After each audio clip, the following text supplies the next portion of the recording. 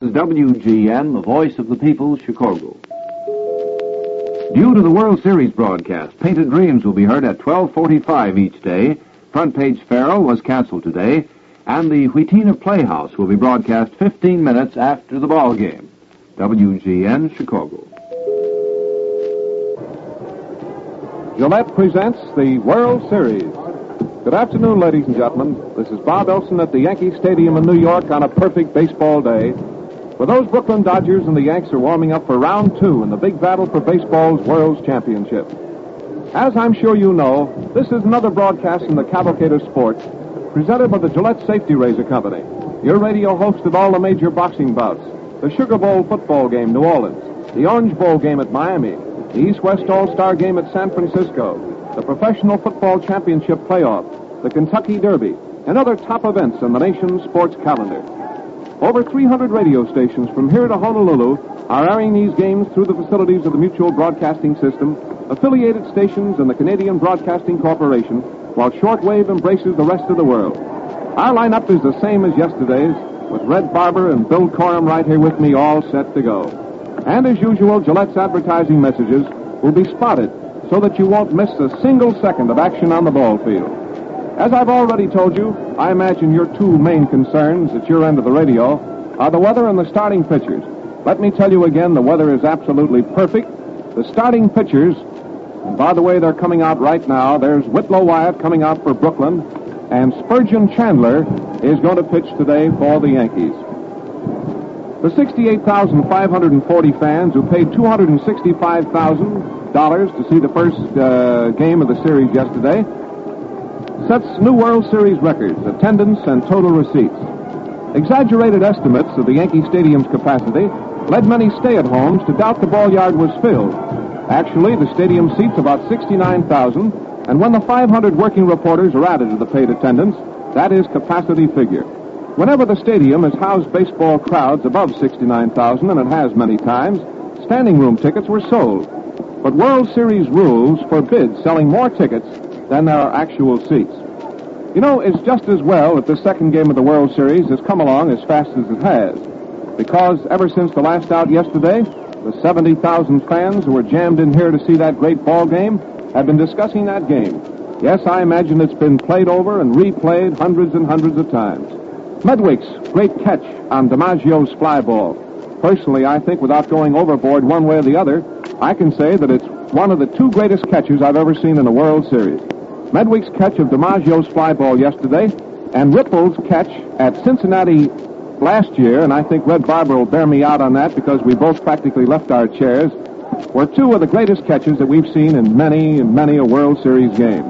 Yes, they're still talking about Reese's great play on DiMaggio's ground ball through the box, and that was a swell play. Of Ralph's double play, his catch of the foul and a perfect throw to Rizzuto at third base to break up a Brooklyn rally. They're talking, too, about the hitting of Reese and Gordon and Dickey, and the pitching of Ruffing and Davis. And so it's just as well, with all that talk going on, that the number 2 game in the World Series has come along as it has. Now the lineups, the probable starting lineups for the ball game today. There may be a last-minute change. We don't anticipate it, but I say probable because this is what we have now, exactly 12 minutes before game time. For Brooklyn, Walker, right field. Herman, second base. Reeser, center field. Camelli, first base. Medwick, left field. Lavagetto, third base. Reese, short. Owen, catching. And Wyatt, the pitcher. For the Yankees, Sturm at first. Rolfe at third. Henrik in right field. DiMaggio in center field. Keller in left field. Dickey, the catcher. Gordon at second. Rizzuto at short. And Spurgeon Chandler, the pitcher. Just a word or two about these starting pitchers. John Whitlow Wyatt, a right-hander, was born September the 27th, 1908 at Kensington, Georgia. The baldish right-hander with the live fastball came into his own as a pitching standout this season. But he's been one of the best for 3 years. Wyatt's slider is one of the best Sunday pitchers in the league, as demonstrated by his high shutout total of 7 games. Whit came up to the majors a bit too early and so spent several seasons just hanging on in the American League. It was only after he had an opportunity to pitch regularly with Milwaukee in 1938 that he developed into a consistent winner. This year with Brooklyn had his greatest year. His opponent, Spurgeon Chandler, a sinker ball throwing right-hander, adopted a slider this year and became more effective than ever. Chandler was an athletic hero in New York long before he ever pitched a ball for the Yankees. He's on the stadium turf. He's shown for the University of Georgia football team against NYU. Chandler was born in Carnersville, Georgia on September the 12th, 1909. Chandler broke into the game in 1932 with Springfield, Massachusetts, and got to the stadium in 1937. He got a bad break just before the 1939 training season when he fractured a leg. But he overcame that handicap, and this past season found him firmly established as a starting pitcher. So there you have those few details, the starting pitchers, the lineups, the weather. Right now the Yankees are going through a spirited infield drill out there. The band is playing, the crowd is coming into the stadium. I might tell you one thing different from yesterday. Coming past one section of the stadium today, the bleacher section, they were still selling $1.10 seats at 12:30. Probably by now they're all gobbled up. But as to whether today's attendance will measure up to yesterday's, only time will tell. Right now, they're filling in those far corners, and maybe we'll have the same absolute capacity crowd as we had yesterday for the first game. Anyway, that's the setup. The second game of the World Series between two wonderful teams, the Dodgers and the Yankees, a wonderful day. The pitchers are Chandler, Spurgeon Chandler, and Whit Wyatt. And now here's our sidekick and working partner in the series, Bill Corum. And I'm sure that Bill has an interesting word for you. Come in, Bill. All right, Bob, I'm in. Those two sentimental gentlemen from Georgia down there now warming up, as you said. I believe Wyatt now lives in Buchanan, Georgia, and I know Chandler lives in Athens, where he went to school at the University of Georgia. I happened to see that football game when Harry Murray brought the Bulldogs up here. He was a real good football player, too, and I remember the time that Murray brought his Athens Bulldogs up to Yale to play, and Yale had sent out its schedule and its ticket prices, and they had $1.10 on there for Georgia. So Murray got a bunch of those and gave them out to his players and said, "You're just $1.10 football team up here." And what they did to Yale that day was a caution. I also remember when Spurgeon was hurt, going into the Atlanta ballpark with McCarthy one day sitting on the bench, and up hobbled a fella, still on crutches with his leg in a cast. Didn't look like he'd ever be an athlete, or didn't look like he'd ever be a great baseball pitcher anyhow in the condition he was in then. That's 3 springs ago down in Athens, and it was this same Spurgeon Chandler who today is standing out here, and to my mind, which is just a personal opinion, is probably the most dangerous pitcher the Brooklyn team is going to have to face in this series. He's got hot again, and when he's hot, he's something. And the same, of course, we all know is true of Wyatt. You all remember that terrific game he pitched, which was maybe the biggest game in that long surge that the Dodgers put on and that Red aired for you. That game that he pitched against Morton Cooper in St. Louis when they just went along ding-donging, and finally he pulled it out 1-0. Now, the story of yesterday's ball game, of course, just to get back to the second, is a simple one, and it's the fact that the Dodger good hitters weren't hitting. When you've got Herman and Walker and Reeser and Medwick and Camilli getting one little bunt among them, then Brooklyn is not going to win many ball games, and you can count on that. And all the second-guessing about Reese and so forth, or whether Wasdell should have bunted, sort of runs for Sweeney, because the answer was they just weren't hitting roughing and their big guns weren't firing. The crowd today is a little bit smaller up to now, and of course came much later, as it always does, a second game. The day is better, the sky is overcast, making it perfect for the outfielders, much better than yesterday when left field was very dangerous and very tricky, and it's a wonder that Medwick made that sensational catch. Incidentally, closing out the game yesterday, I made a very bad guess for you on the pitcher today, but I had a hunch for sentimental reasons that McCarthy might try to come in there with Gomez when he had a chance. Now it looks as if Joe likely wouldn't use him. I thought the stadium was the place to pitch him. It looks as if he wouldn't use him unless maybe they get a good long lead and come back over here. He might take a chance. But you can't rely on sentiment on baseball, and McCarthy's right. As much as he likes Gomez, as proud as we all are that like Lefty of the great year he's had. Of course, Murphy had to finish a lot of those games for him, and Lefty says now he's got a Y on the end of his name, which is sort of an angle to that. Murphy, the great fireman relief ball pitcher of the Yankees. Now let me see here. As Bob told you, the lineup here in our booth is the same for today's game, and the lineup for the teams is exactly the same, too, with the exception of the pitchers. And, of course, the umpires switch around, as you know, the first base umpire coming in behind the plate. Just saw Art Fletcher walking back to to the Yankee dugout after the infield practice, and it reminded me of another day here in baseball when the Giants were the people in New York, and Fletch was their great shortstop, and the immortal John McGraw ran one of the great ball teams of all time and made the Giants really the people. And you'll recall, you old-time fans, of course, those series with the Cubs when they were such bitter rivals, and how it came down to Merkel's famous boner and how they had to have that playoff game in 1908. Of course, that was across the river in the Polo Grounds on the other side of the Harlem, where the Yankees used to play for many years until Colonel Houston and Colonel Rupert built this magnificent stadium. The stadium, incidentally, has been enlarged since Colonel Till and Colonel Jake built it, and is now, of course, the most commodious ballpark, not the most commodious stadium, but the biggest ballpark in the country. I don't know hardly how to figure whether DeRocher got a break yesterday's game. He did want to pitch Davis against Ruffing for some reason. And, of course, if he'd have won, then he'd have got a wonderful break. And when you don't, you begin to wonder because, as I say, just in my opinion, we come now to about the toughest Yankee pitcher for the Brooklyns. Well, teams are coming out. You can hear the crowd. And I don't want you to forget Gillette, and I want to turn you back to Bob Elson. Thank you very much. Thanks very much, Bill. Bill was telling you about the umpires, and I'll tell him just who they are again right now. At the plate today will be Babe Pinelli of the National League. At first base, umpire Grieve of the American League.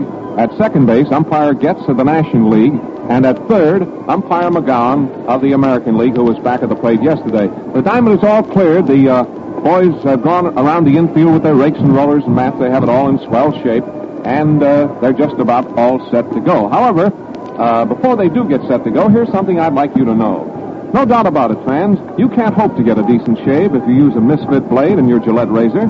Yes, sir, just slip today's improved Gillette Blue Blade in your razor and see what a big difference it makes. Why, this blade is made in the same factory as your Gillette razor and fits it exactly. That's why this pair works perfectly together. And what's more, the Gillette Blue Blade has glass-hard edges, the keenest ever produced. And so no wonder you get the slickest, easiest shaves of your life. And then right now it's a swell time to try this super clean blade. For today you get a tube of Gillette shaving cream, either lather or brushless, absolutely free with the purchase of 10 Gillette Blue Blades for only 49 cents, and believe me, there is a bargain. But you better hurry, because the supply of these Gillette Blue Blades and Gillette shaving cream combinations is limited, so it won't last long. So see your dealer after the ball game today and stock up for months of shaving comfort and satisfaction. Now, right down in front of us here, the pitchers are still standing. Spurgeon Chandler and Whitlow Wyatt, they're both right-handers. By the way, Wyatt is age 32, and so is Chandler, 32. Wyatt this year allowed 221 hits and gave...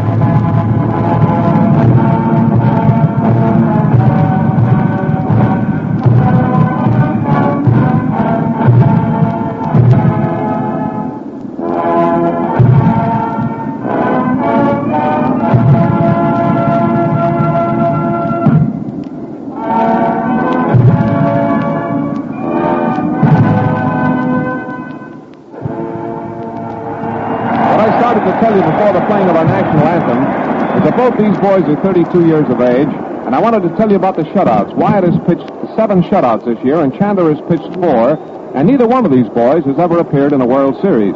Chandler, by the way, hasn't been beaten since July the 18th. He's got a great variety of stuff, as has Whitlow Wyatt. Wyatt has 5 different speeds, a slider, a change of pace, curves, and the hopes of Dodgerdom out here at Yankee Stadium today. And so, fans, that's about it for now. And I'm going to turn the microphone over now to my good old World Series sidekick, Red Barber of WOR, who's going to broadcast the first half of the ball game between Brooklyn and the New York Yankees in this second game of the World Series. Well, Red, it looks swell, doesn't it? It's a swell picture today, and this ought to be a wonderful game. A great day, Bob.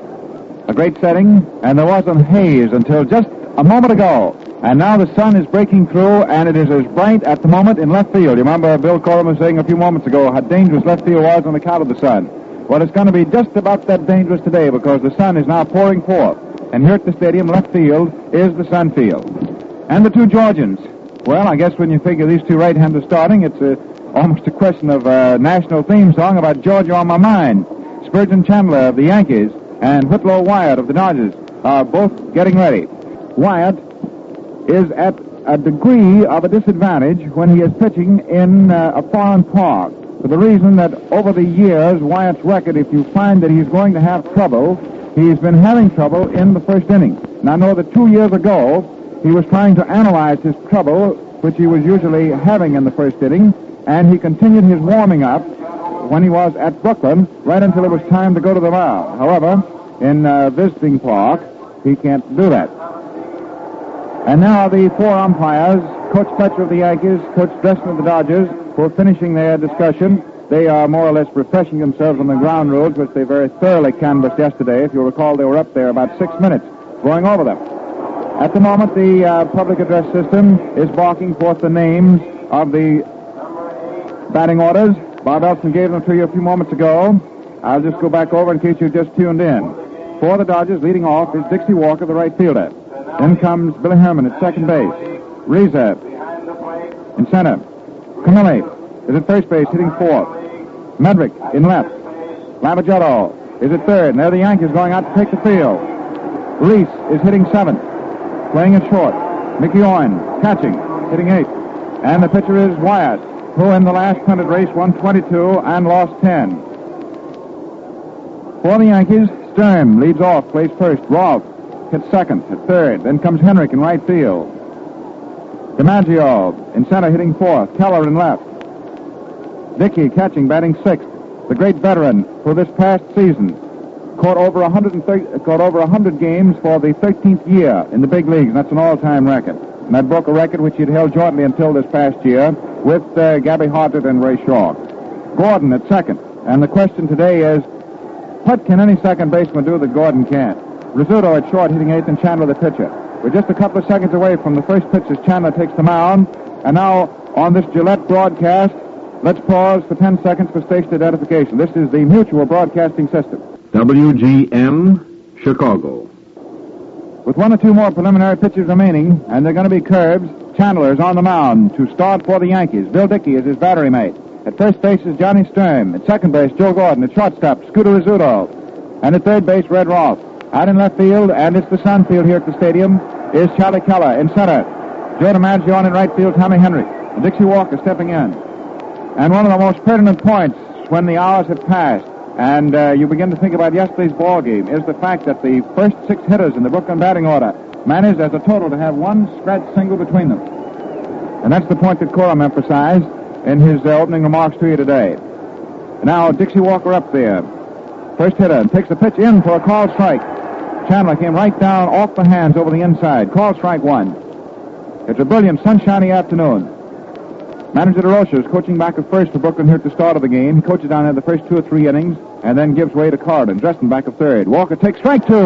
There was a sharp curveball right off the hands over the inside.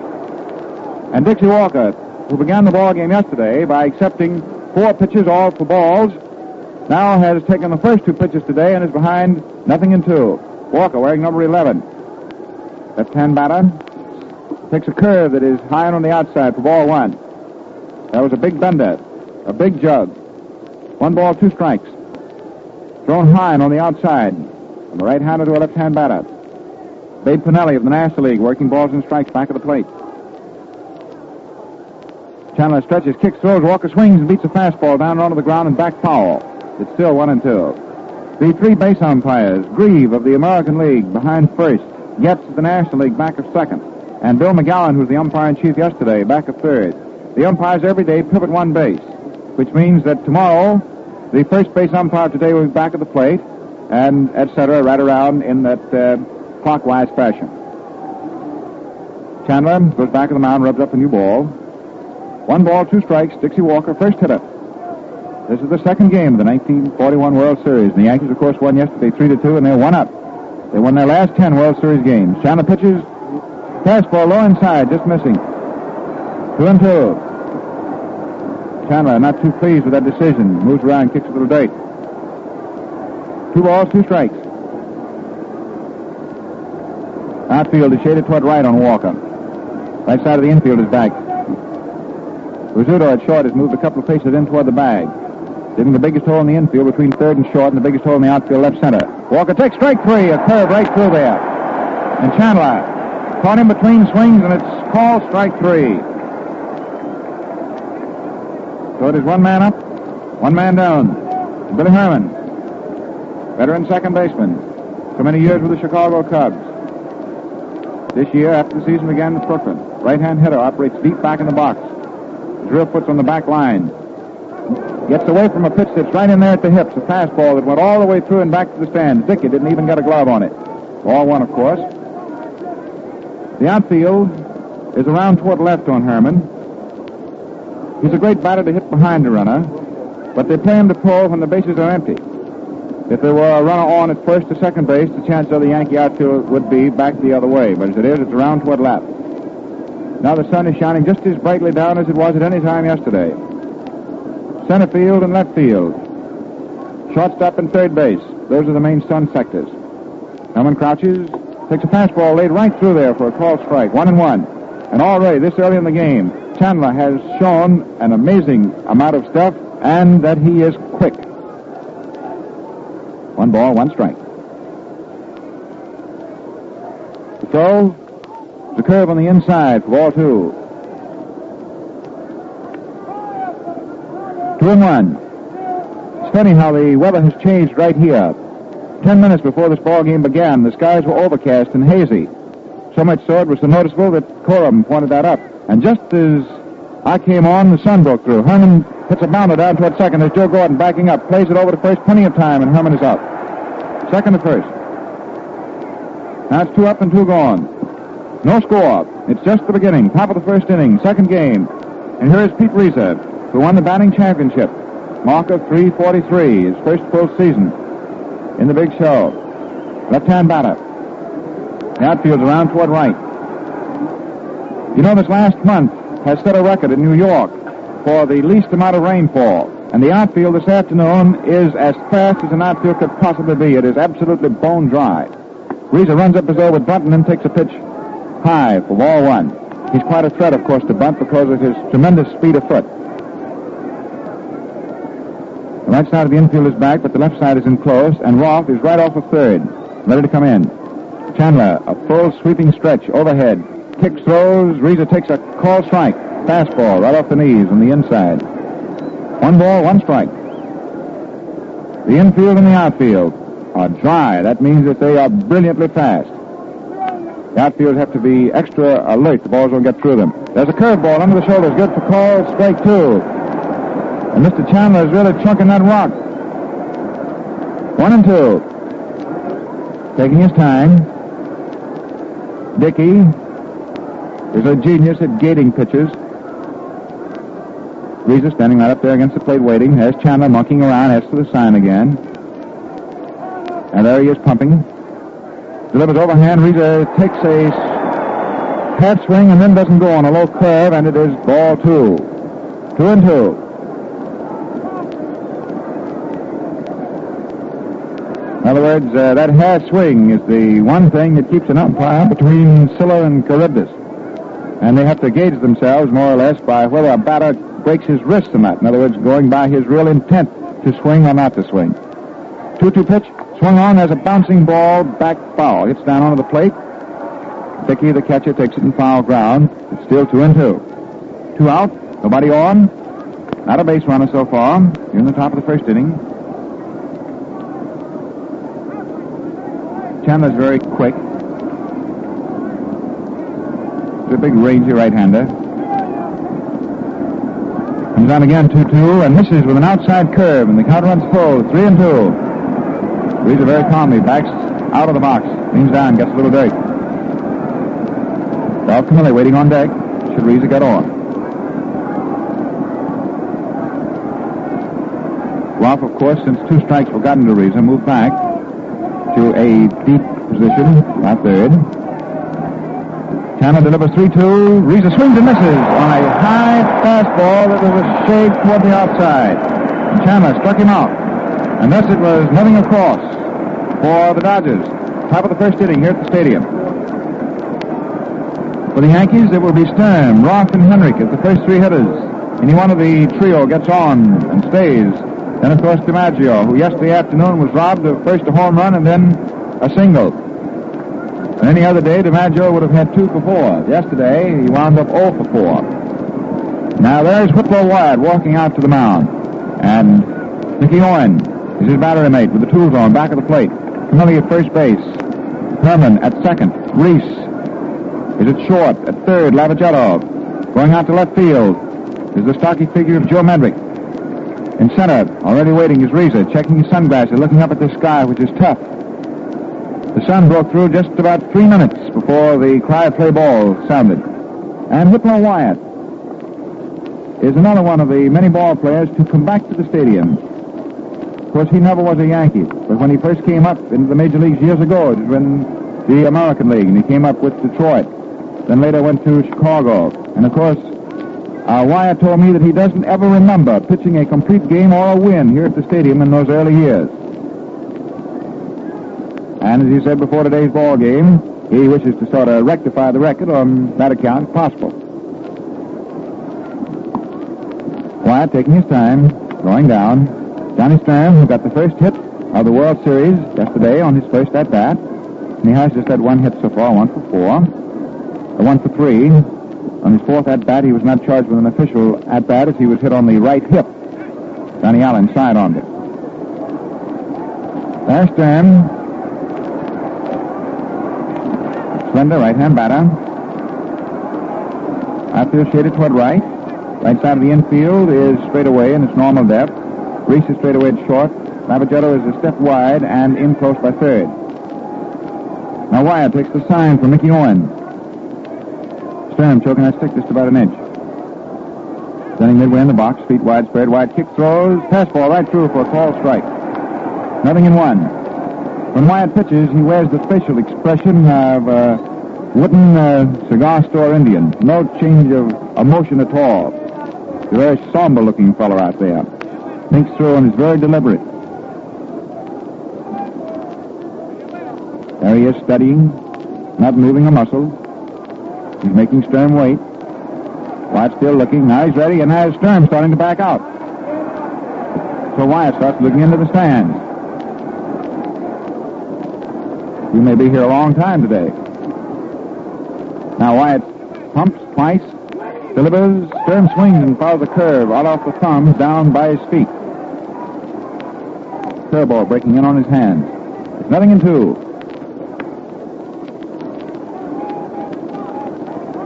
The Dodgers went down 1-2-3 to start this first inning. This is the first Yankee batter. Last of the initial frame. Lavagetto's gone back deep now at third. 2 strikes to Stern. Mickey Owen stays low. Wyatt kicks, throws, the pass ball inside at the knees. Ball 1. 1-2.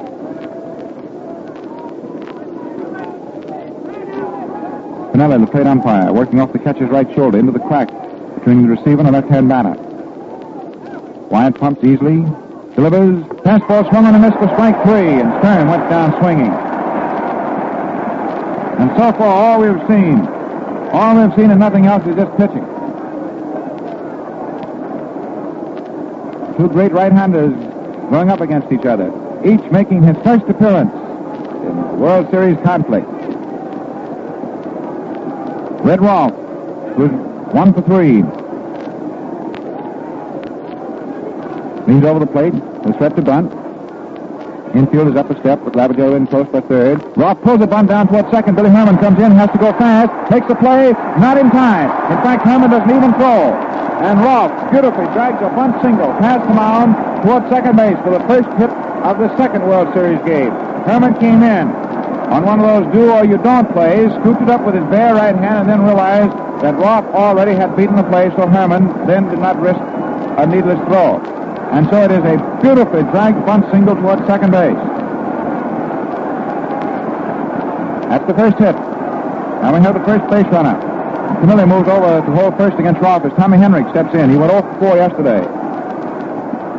Herman is halfway over, the second baseman toward first. Outfield around toward right and deep. Henrik takes a slow curve over the inside corner, under the hands, good for a called strike. He didn't like the decision very much. Tommy Henrik, he's the wearer of the Yankees' number 7. Crowds that plate from behind, the left-hand batter. Pulls that lumber right down by the end.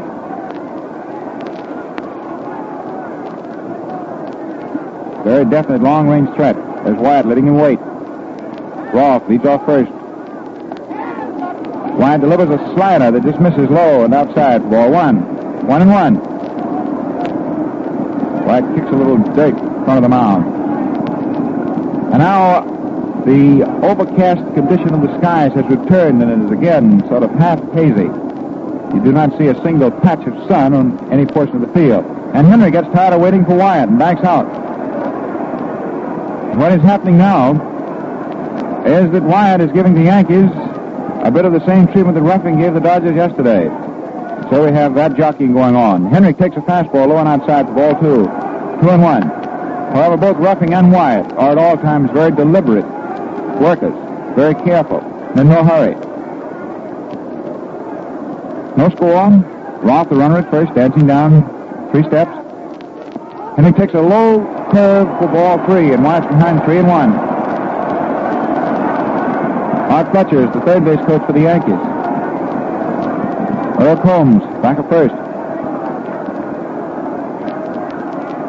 Medrick in left field moves over more toward left center. There's a fastball outside for ball 4, and Henrik walks. And that pushes Rolfe down to second. Now the Yankees have a threat going in the last half of the first inning. Joe DiMaggio steps in, looking for his first hit in the series. And Joe has a ravenous appetite for base hits. He's always hungry for them. Now the Brooklyn outfield is very deep, of tremendous depth, and way around toward left.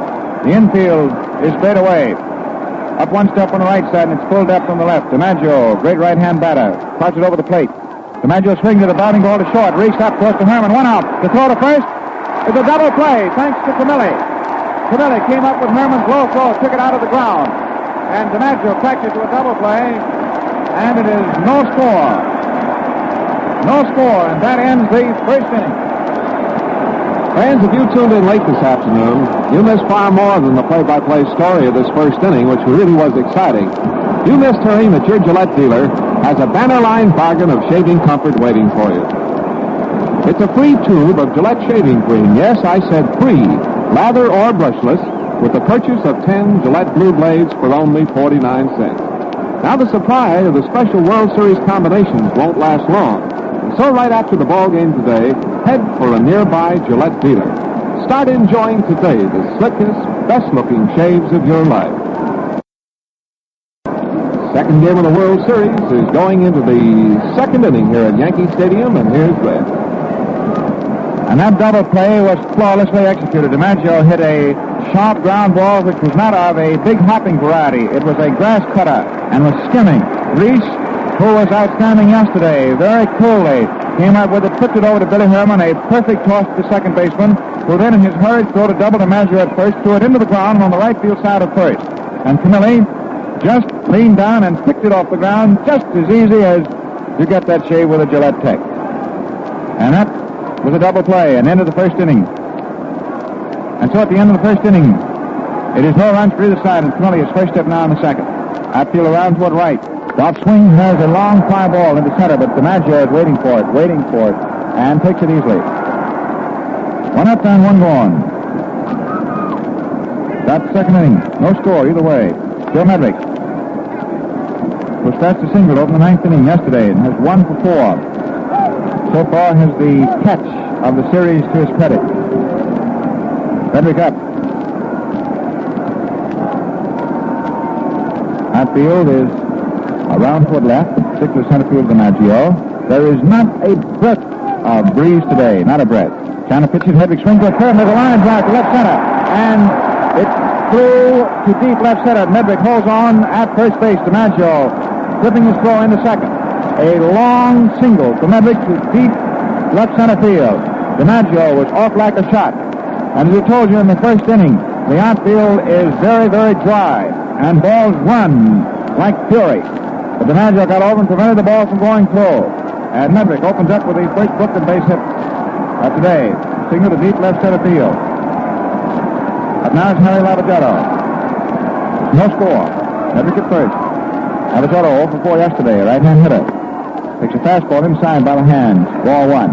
Lavagetto is the type of batter who has to fall away from a great many inside pitches because he actually leans with the upper part of his chest right over the plate. So if a pitcher is trying to get a strike high and inside to Lavagetto, he's going to brush him back a lot of the time. Medrick leading off first. Draws a throw.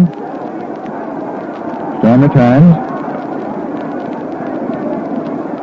Gordon has come up a couple of steps by second. Rizzuto up a step at short. Lavagetto takes inside at the knees for ball 2. And Chandler, for the first time, is having a pitch now with a runner on in back of him. Well, it seems that the Hayes and the Sun are going to play hide and seek this afternoon. First one's in and then the other. Now the Sun is back out again. And left field is again doubly difficult to play. Chandler in position. Throws. Lavagetto swings at a ground ball to second. Gordon up with it. Throws to Rizzuto. One out. The throw back to first is a double play. And we're just double playing all over the line. And for a double play in shaving comfort, just slip a Gillette blue blade in the new Gillette Peg razor. And oh man, what shaves you get. Well, that ends that double play, the first half of the second inning. Fans, here's a souvenir of the World Series that you'll cherish for years. It's the World Series special Gillette Tech razor. Man, this new tech has what it takes. Let's see what makes it the quickest, easiest shaving instrument that you ever laid a hand on. Well, here are a few of its features. 1, solid bar guard that sets up whiskers as a barber does. 2, non-skid tread that protects your face from cuts. 3, skeleton construction that can't clog. 4, heavy fulcrum that holds the blade like a vise. Absolutely ends edge vibration. And what's more, it's a beauty. With its 24-karat gold-plated head and ebonized metal handle. The price? Some bargain, only 49 cents. Complete with 5 diamond-tested Gillette blue blades. Why not get your tech today at your nearby store? All right, Red?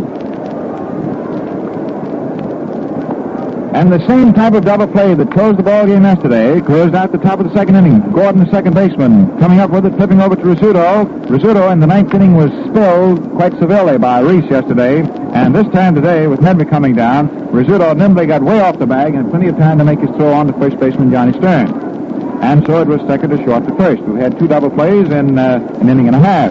And that's making this game move along, even though both pitchers are working deliberately. Lavagetto and trying to hit in back of Medrick with the hit and run on a 2-0 pitch. Hit to the right side, but where Gordon can come up with it. In fact, there are very few to the right side that Gordon doesn't come up with.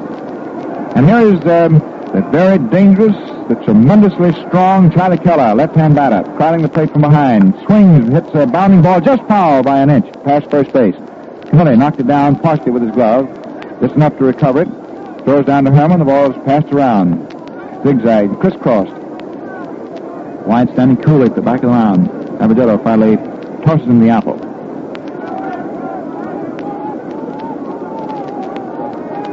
Outfield, round toward right on Keller, and deep. Right side of the infield is back with the left side out for step. Wyatt pitches, fastball through above the knees for a called strike. Keller stepped up, took it, right through there. 0-2. No score. First man up for the Yankees, last of the second inning. Keller swings, there's a line drive right back through the middle into center field for a solid base hit. Reese traps it, throws into second, and Keller holds it first. That's his first hit of the series. On his third official at bat, he got on yesterday twice with walks, and each time he seemed to be a talisman because getting on those 2 times ahead of Dickey followed with base hits. So now Keller is on, and here's Dickey stepping in. With nobody out, Keller at first base. That was a solid single, smashed right back into center field. That's hit number 2 off Wyatt, hit number 3 in the game. Dickey, who had 2 for 4 yesterday, up there. Always dangerous. The bigger the stakes, the more dangerous. Wyatt throws. Curve above the knees, good for a called strike. Nothing in 1. Dickey's very tall and rangy. Not only one of the great catchers, a lot of people say he's the greatest, not only one of the great catchers in baseball, but one of the great dispositions in baseball. Keller leads off first. Camilli holds. Dickey swings at the ground ball, foul behind first base. Camilli scoops it up. The ball's being passed down the infield. It's strike 2 to Dickey. Wyatt first pitched on the outside for a call strike, then pitched in on the hands. As the pitchers say, right down on the fists. Nothing in 2. Infield, of course, moved in a couple of steps, hoping to facilitate matters on a force play at second. Or the ultimate in their ambition, of course, is a double play.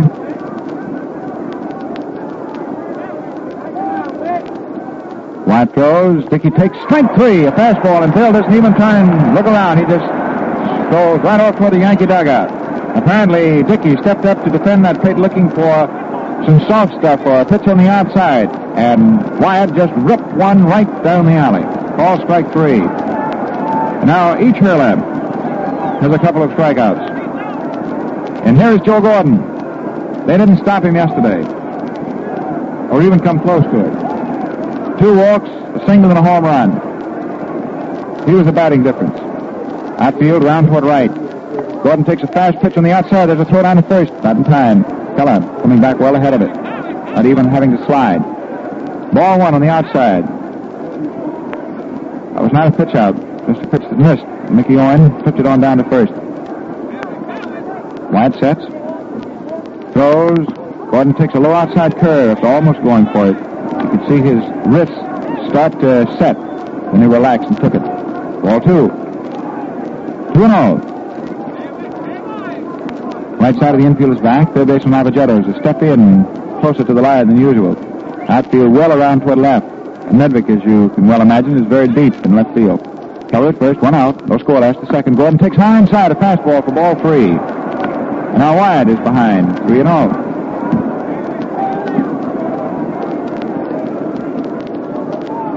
Big Brooklyn right-hander.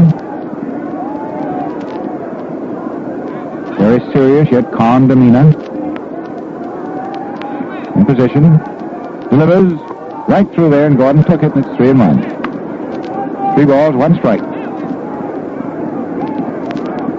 Well, Coombs keeps talking it up. Howling from his perch on top of the stump there, back to first base. Art Fetch, of course, is never quiet back to third, moving around. Cups his hands around his mouth and hollers something up to Gordon. Wyatt pitches 3-1. Gordon takes inside for ball 4. And that is the second walk given up by Whitlow. That moves Keller down to second. Now for the second straight inning, the Yankees have an identical threat with 1 out, runners at first and second. However, the batter in the second inning in this case is Rizzuto. The batter in the first inning, who cracked into a double play, short to second to first, was DiMaggio. Rizzuto went off for 4 yesterday. The Scooter's a dangerous little hitter up there. First year in the major leagues this year. Hit 302. Now he steps out of there. He doesn't let Wyatt make him stand up there until he gets tense. For the Yankee rankers in the batting order, only 2 of them hit over 300. Rizzuto was 1, DiMaggio, of course, the other. The pitch is inside and high. Ball 1. Stuck over the right-hand hitting shortstop. 1-0.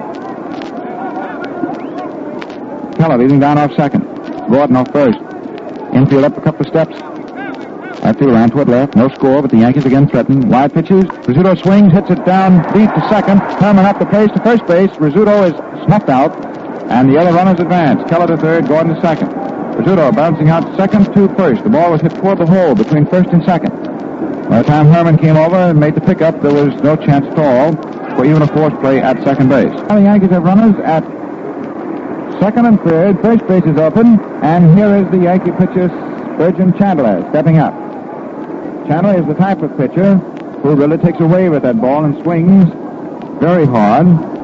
He doesn't get so many hits, but those he gets are long ones. The here he is up there, right-hand batter. Outfield is shaded toward left. Infield is back at normal depth. Gordon at second, Keller at third. They're both ready to go on anything. Wyatt pumps, throws. The fastball swung on and missed. Strike one. 0-1. It's no score.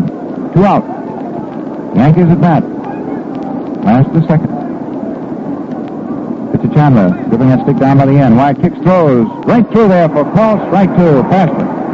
0-2. Wyatt, of course, is giving Chandler everything he has. As here's one Georgian trying to get out of a jam at the expense of the other.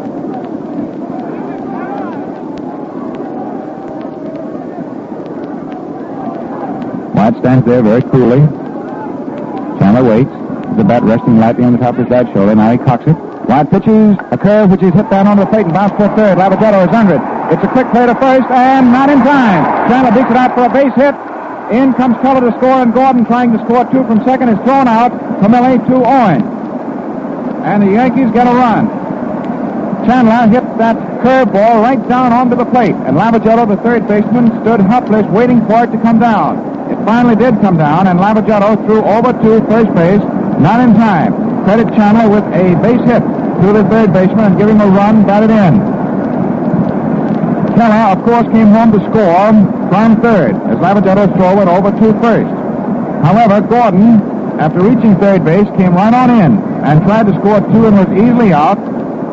Camilli, the first baseman, throwing on to Mickey Owen at the plate. And so for the Yankees, it is 1 run on 2 hits. 1 man was left in the last half of the second inning. And that's a single for Chandler. Get him credit for batting in Keller. And then when Gordon tried to come in from second base on the play, thinking the Dodgers would be asleep at the switch, Gordon was easily out at the plate. He was outstanding. And Lavaghetto is given an assist. Camilli, the first baseman, is given an assist, and Owen, of course, the catcher, is given a putout. And so it is 1-0 in favor of the Yankees at the end of 2 innings. And on the Gillette broadcast, we wish to pause very quickly for station identification for 10 seconds. This is the 7th anniversary of the Mutual Broadcasting System. WGN Chicago. Chandler standing on the back of the mound, beating the ball down to the pocket of his glove. It is 1 run, 3 hits, and no errors for the Yankees at the end of 2 innings. No runs, 1 hit, and no errors for the Dodgers. And here is Reese. First up, be followed by Owen and then by Wyatt. Takes the first pitch, ripped in there for a sharp curve and a called strike. Chandler now with a 1-run lead to defend. Makes his first pitch in the 3rd inning. Outfield around toward left. Right-hander throws. Reese tries to butt and fouls it back. Strike 2. And the Yankees were running in the last half of the second. It's a hustling, fighting, running, ripping, and snorting type of World Series. In other words, everybody is trying to take just a little bit more. Chandler throws on the outside, a big bender. Ball 1. 1-2. Chandler with a base hit. More or less what you'd call a Baltimore chop. Hit down onto the rubber of home plate and bounced high down toward third. Lavaghetto had to stand there and wait for it to come down. An infielders tell me that's the most agonized sense of feeling that they ever encounter, having to wait for one of those to land. As a pitch low and outside for ball 2. 2-2. 1-0. They were the American League champions. Svet Chandler with a great deal of stuff this afternoon. Blows on the fingers of his right hand and looks out toward the scoreboard as though he's checking the count. Right-hander delivers. Reese swings. There's a fly ball into left field. There's Keller going back 3 steps, waiting, cupping his glove, and makes the catch. Reese is out. 1 up, 1 away. Start of the 3rd. Mickey Owen, who had 1 for 2 yesterday. Second at bat, tripled. Little catcher. It's right-handed. Outfield well around toward left, the play him to pull. Chandler pumping. Throws. Owen swings. There's a hot one down back of second. There's Gordon scooping it up, throwing over to first, and Owen is out. Second to first. The ball was hit right back over the pitcher's head. The The infield was pulled around toward left, and Gordon, going over to his right, had no trouble at all coming right up with it on a second skip. 2 up, 2 gone, and here's a big hand of applause starting through the stadium, which is practically packed at the moment, for Whit Wyatt, Brooklyn pitcher.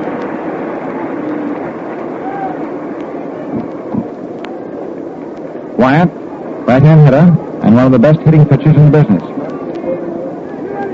After straight away, Wyatt takes a curve on the outside. Ball 1.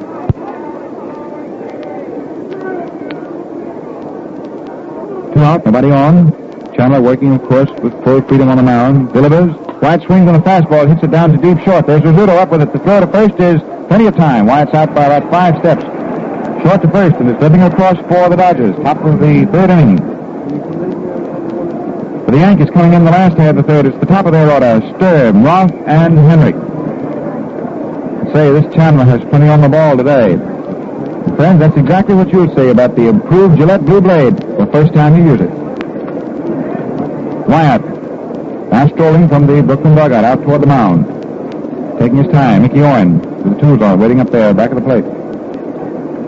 Infield is Kelly, Herman, Reese, and Lavagetta. In the outfield is Medrick, Reese, and Walker.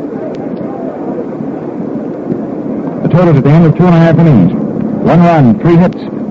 No errors, the Yankees. No runs, 1 hit. No errors for the Dodgers. Chandler, in working 3 innings. Struck out 2, walked none. He's faced 9 men, get his 9 outs. Medrick single with 1 out the 2nd inning. Lavagetta followed, hitting into a double play. Second baseman Gordon starting it. Rizzuto in the middle of it, and Stern with a sweep of his mitt finishing it at first. Meanwhile, Wyatt is pitching 2 innings. Giving up 1 run, 3 hits, and walked a couple. Struck out 2. Alan Wyatt was, of course, in trouble in the 1st inning. DiMaggio cracked into a double play. So far, this is being an amazing series from the standpoint as to how the boys are defending against DiMaggio. So far, he's 0 for 5. Of course, the echo answers, but wait till he gets going. Stepping in now, Johnny Stern, struck out swinging, 1st inning. Now has 1 hit for 4 official at-bats so far in the series. Outfield shaded toward right. Lavagetta in close by 3rd. Stern swings and has a high foul ball that's coming up and back, right overhead. Right over this battery of mutual microphones. Strike 1.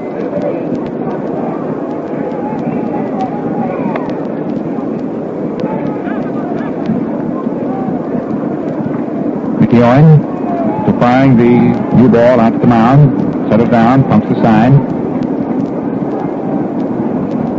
Stern swishes that stick back and forth.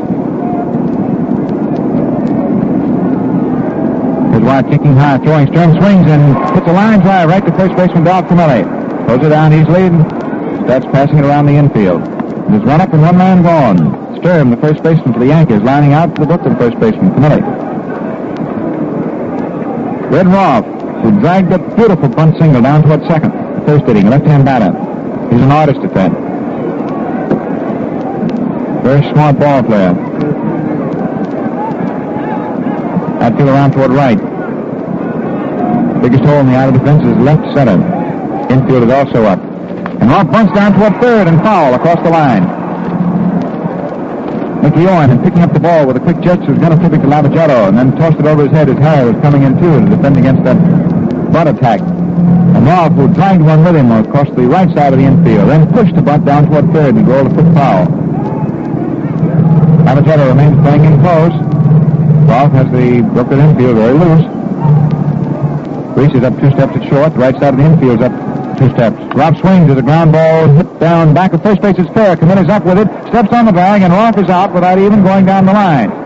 Because apparently he thought it was going to be foul. Bill Grieve, first base umpire, was right on the line. Had his nose right down on the play. Called it immediately fair. So, of course, Roth was easily out. And Camilli has had both putouts unassisted in the last half of the 3rd. The batter is Tommy Henrik, who was walked in the 1st inning. Henrik swings. There's a line drive hit along the right field line, and it's fair. It bounces off the wall. Dixie Walker can't get it on the rebound. There's Henrik around 1st, heading to 2nd. Walker picks up, and Henrik pulls up at 2nd, standing with a 2-bagger. Hit a clothesline. inside the right field foul line. It hit up against the wall where it said 296 feet out there, and it bounced back toward the infield. Walker, who was playing it to bounce straight out, had to come in toward second base. And it was an easy thing for Henrik to wind up at second with a double. That's the first extra base hit so far of the series. That's the fourth base hit for the Yankees. And here is DiMaggio. Gone off for 5 so far. And suffered for him the complete ignominy of cracking into a double play in the first inning. Henrik in scoring distance second with 2 out. DiMaggio swings and misses at a slow curve, and Wyatt let up on him. And Joe, very anxious, overswung and missed. Strike 1. Now let's watch the duel between this veteran right-handed pitcher and this great right-hand batter. It's 1-0 in favor of the Yankees, but everything else is forgotten right now in watching this struggle between the two. Wyatt pitches a fastball low and outside. DiMaggio takes. Ball 1. 1-1. Outfield is very deep, around toward left. Infield is deep, and swung around toward third base. Kenny, for example, is about 3 steps farther out toward second, or wider than he would usually play. First baseman. DiMaggio sets. Wyatt comes down, misses with a fastball at the knees on the outside. Pitching to that spot down and away. Right-hand pitcher, right-hand batter. 2-1. Henrik ready to get up and go on anything. 2 out. Leading down off second. There's Wyatt. Palmer ready. Throws. DiMaggio takes a low inside curve for ball 3. And it was a 3-1 pitch that he swung on in the first inning. Back into the DP. Now Wyatt is behind. Must more or less come into him. 3-1. Although you'll be careful with the pitch, of course, with first base open. Wyatt sets. Now wait a minute. Mickey Owen calls for time just as Wyatt was ready to deliver the ball, and Wyatt did deliver it. However, it is not a legal pitch, so it doesn't count. DiMaggio himself was backing away. And the reason Wyatt delivered was when he saw Mickey Owen stepping out from back of the plate and calling the time. Wyatt was then already into the motion of throwing, and rather than hurt his arm by trying to give it a sudden wrenching stop, he just followed through and delivered. But it was no pitch at all. So you can forget you heard it. I would say the approximately 65,000 here at the Bowman can forget they saw it. That's 3-1. Now Joe stepping back in. Henrik, who can fly too, moves down off second. There's the runner. 2 out. Wyatt taking his time. DiMaggio sets that wood. Wyatt pitches. A curve low and outside. DiMaggio takes it. Ball 4. This is the first time that the great man has reached first base safely. Base on balls. That is the third walk given up by Wyatt. Here's Charlie Keller, who slashed a line drive single for his first hit of the series. His first at bat today, back in the second inning. The Yankees at first and second. 2 out. Last half of the third, and they're leading 1-0. Now the Maryland strong boy gets tired of waiting when Wyatt backs out. Now steps in. Wyatt pitches. Kelly swings on a curve, and there's a hot base hit into right field. Here comes Henrik around third. He's coming in to score. Walker's throw goes towards second, and he's cut off at short as DiMaggio easily makes third. And Keller gets his second straight, and the Yankees are ahead 2-0. Keller just went after that pitch and belabored it on a line sharply through the hole between first and second, out in the right field. And of course, with 2 men out, it was very easy for Henrik to come in and score. Walker's throw was headed toward third, and Reese, at shortstop, cut it off. Now there's Reese, the little shortstop, at the mound, trying to comfort the veteran pitcher Wyatt. And Keller has 2 for 2. That is the 5th hit for the Yankees. And here now is Bill Dickey, who looked at the third strike, a fastball that caught him napping. Second inning. Dickey, left-hand batter, swings, and there's a foul back into the upper stands behind the Yankee dugout. 0-1. The applause is for the spectator who finally emerged victorious out of the scramble. Came up with that baseball. Indeed, quite a souvenir, this World Series. Also, your Gillette dealer It's a very practical World Series souvenir. Stop around, you'll see it. 11-1. Still 2 out. Runners at first and third. The Yankees are ahead 2-0. Wyatt throws. Dickey takes high outside fastball. Ball 1. 1 ball and 1 strike. Charlie Keller. Proud possessor now of 2 sizzling line drive singles. Leading down off first. DiMaggio. Only down 1 base so far. Got on with a walk. Leading off third. Henry just scored. All this occurred after 2 were out. Dickey swings. There's a long foul into the upper left field stand. 1 ball, 2 strikes.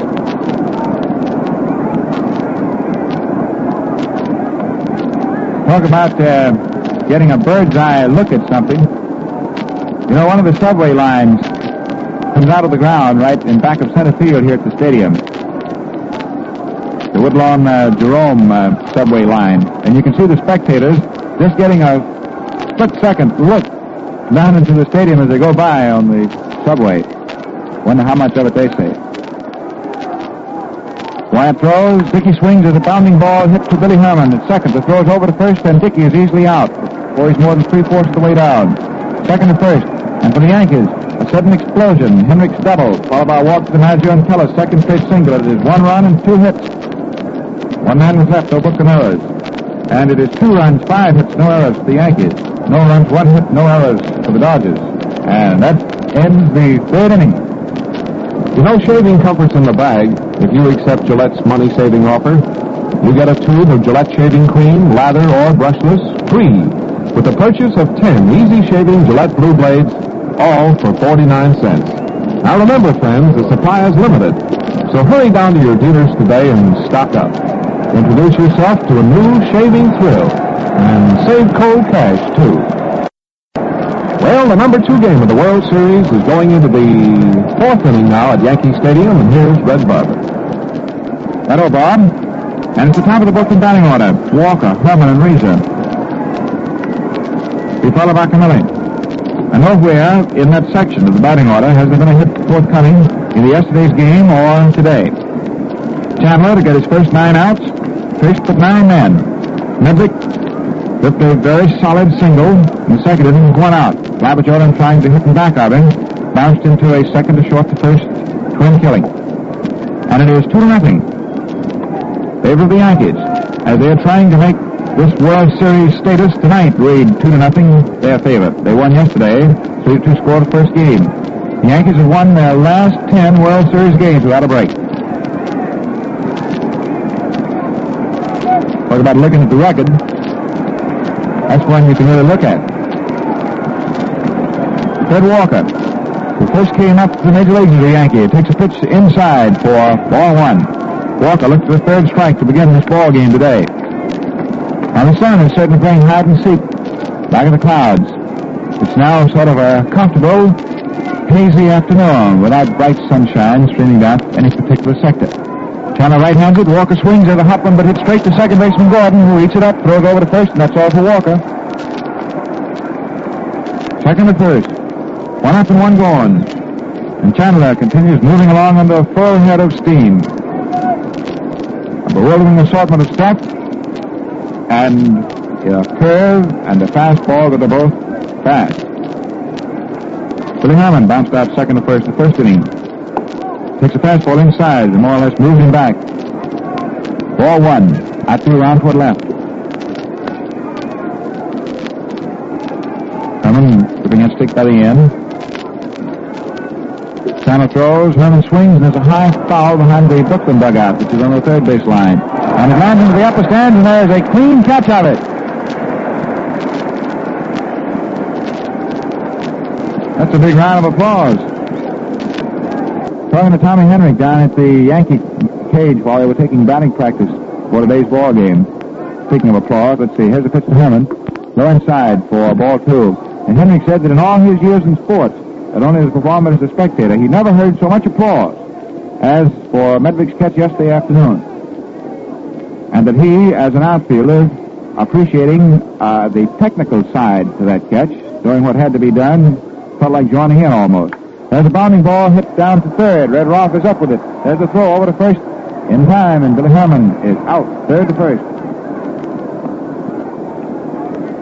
So it's 2 up, 2 gone. The hitter is Reeser, struck out swinging. First inning. Reeser is 0 for 4. Here's the pitch. Swung on. There's a hot one. That's Gordon. Takes away from Reeser. Throws to first, and the kid's out. Joe Gordon is just about to take this series all over by himself. Gordon went directly behind second base, and that ball was hit. It was tagged, too. And Gordon, running sharper to his right, leaped into the air and twisted. You know he is a great and accomplished tumbler. Pulled the ball down with his glove, pulled him through the first, and when you throw Reeser out at first base, you're not losing any time. Any more than we're going to lose to say, and that ends the first half of the 4th inning. Telegrams and more telegrams have really started rolling in, friends. And if you don't think that men are going for Gillette's free shaving cream offer, listen to this. Lynn Thompson of Scottsbluff, Nebraska wires, devoting entire window to World Series specials. You should see the way men flock in to buy. And from the Cromley Melvin drugstores of Raleigh, North Carolina, congratulations to Gillette for its smashing hit with World Series specials. Gillette Blue Blade and Gillette Shaving Cream combinations are going like hotcakes. And so they go. Tell men you ought to take advantage of this money-saving offer. Get a tube of Gillette Shaving Cream, lather or brushless, free with 10 Gillette Blue Blades for 49 cents. The supply can't last long, so you better see your dealer quickly and stock up. Red? Joe Gordon is playing a magnificent second base. In other words, no matter what has been hit down toward that section, Gordon has handled it. And beautifully. Went directly behind second base. And took what appeared to be, when it was tagged, a certain base hit away from Reeser. That's the last third of the Yankee hitting list. Coming in here in the last half of the 4th. Gordon, Rizzuto, and Chandler. Gordon has handled everything at second, and he has not been gotten out yet in the series. 3 walks, 2 hits. There he is up there, right-hand batter. The Yankees now ahead 2-0. Outfield around toward left. The infield is swung sharply around toward third, which means that Billy Herman, for example, the second baseman, is pretty close over to the bag in itself. Gordon gets tired of waiting for Wyatt. Backs out, gets in again. Whitlow pitches. Joe takes a curve that's flipped over the outside corner at 3/4 speed for a called strike. There is now a slight breeze that is stirring, but it is not enough to be an important factor in the game. It is blowing out toward left field. Wyatt throws. Gordon swings on the curve, and there's a line drive belted into left field for Joe's 3rd hit, and he's 3 for 3 so far in the series. That was a single. Medwick threw in towards second, reached the shortstop going out, cut it off, and then ran it back in. And Gordon hangs one out into left field. It gives him a walk and a single for the afternoon, and 3 hits, 3 official at-bats in the series. And that's a half a dozen hits now off Wyatt. And here is still Rizzuto. He's gone 0 for 5. Hasn't had one safely. Lavagetto in by third.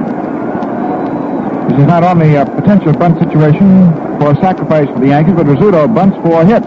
Wyatt pitches, Rizzuto swings and slaps it foul, just by a foot past third base, not along the left field line.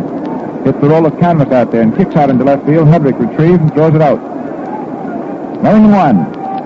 New ball is handed to catcher Mickey Orne. One of the World Series rules this year. When new balls are put in play, the umpire either hands them to the catcher and he must throw it to the pitcher, or else the umpire throws the new ball direct to the pitcher. There is no throwing in of new baseballs to infielders and passing them around. That's a time-saving device. Here's the pitch. Swung on and hit out toward the right field corner. And it's a question whether it's fair or foul. It is foul. It is foul into the lower right field stand, just missing by about a yard. There is no question about that ball going to land untouched.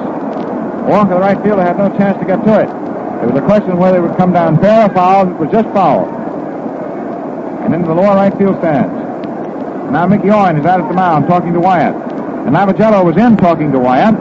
And then when Reese wanted to come in and talk to Whitlow, Lavagetto had to get out of the way because under the World Series rules, only 2 players can go out to the mound and talk to the pitcher. The manager can join them. But that's all. So it's a catcher and 1 infielder.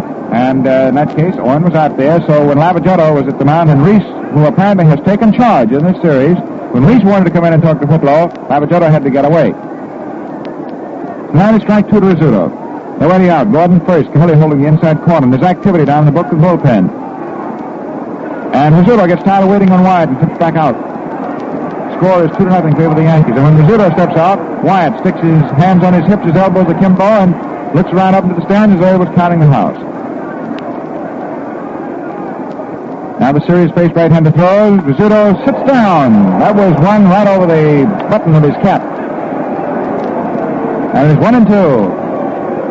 1 ball, 2 strikes.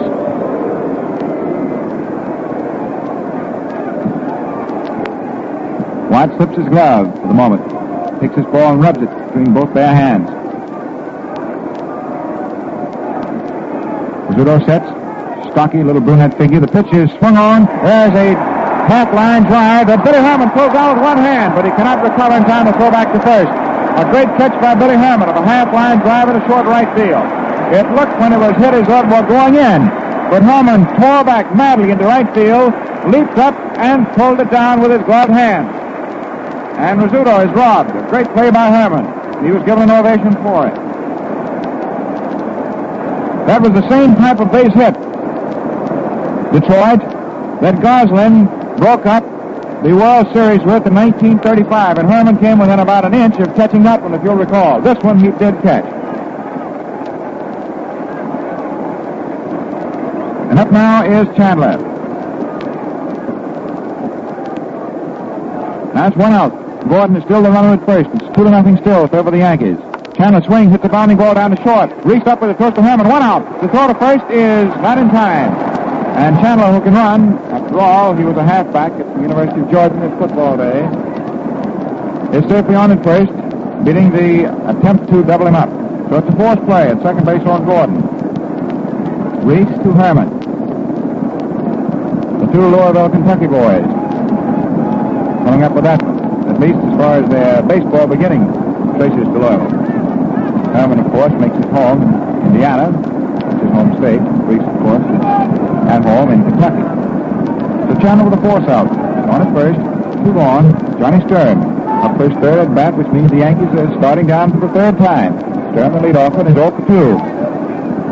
Strike out in the first inning, lines out to first in the 3rd. Wyatt pitches. Stern takes call strike, fastball over the outside. Wyatt working very deliberately. Meantime, the activity continues in the Brooklyn bullpen. However, you cannot see who is throwing in either bullpen at the stadium. There's a let-up, change of pace that is through there for call strike 2. 0-2. There are runways behind right center and left center field at Yankee Stadium, and you can't see who's in the bullpen at all. All you can see is the catcher throwing back to whoever's pitching. Stern swings, and there's a short fly in the center. Reese's coming in, and he can't get it. It drops in for a Texas League single. There's the throw to third base, and Chandler is thrown out at third. Reese to Lavagello. Chandler trying to take an extra base on the Texas League single dropped into short center field by Stern. Is thrown out by Reese. Gives Stern credit for a base hit, and Chandler is out stretching the center fielder to the third baseman. And so for the Yankees, a threat. However, there were no runs. 2 hits. 1 man was left. For Brooklyn, no errors. In fact, a great defense, sparked by Herman's magnificent one-handed stabbing catch. At the end of 4 innings, it is 2 runs, 7 hits, and no errors for the Yankees. No runs, 1 hit, and no errors for the Dodgers. What a ball game this one is. And it is the great pleasure of the Gillette Safety Razor Company to bring you the broadcast of this World Series for the 3rd straight year. And today, it's the 7th anniversary of the mutual broadcasting system. Now this is the old redhead coming back at you for the top of the 5th inning. It is Camilli, Medrick, and Lavagello at the hitting section. And to get his first dozen outs, Spurgeon Chandler, who has not yet taken the mound for the start of the 5th. Chandler, as you recall, was out there running madly on the bases and was cut down at third base, trying to take an extra base on Stern's Texas League single to center. Chandler, to get his first 12 outs, is faced with 12 men, thanks to the double play and back of Medrick's single in the 2nd inning.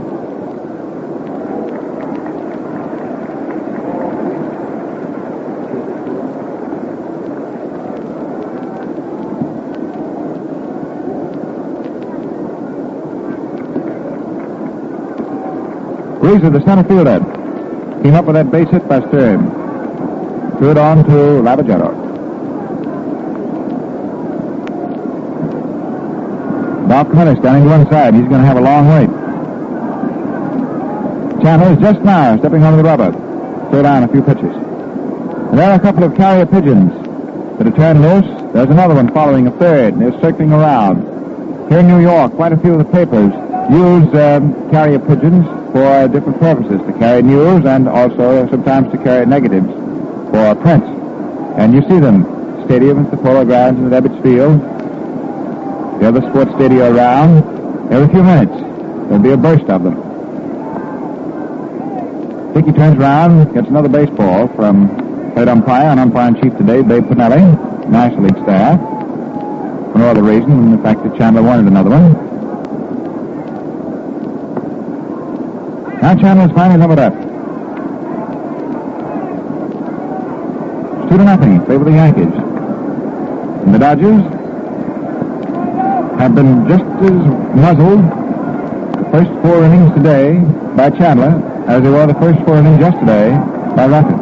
It was in the 5th inning with 2 men out that the Dodgers got their first score, began their first offensive.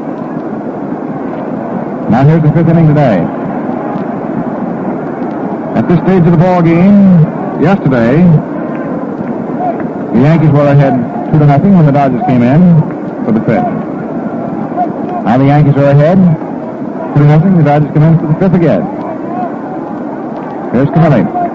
Left-hand batter. Takes a high inside curve for ball 1.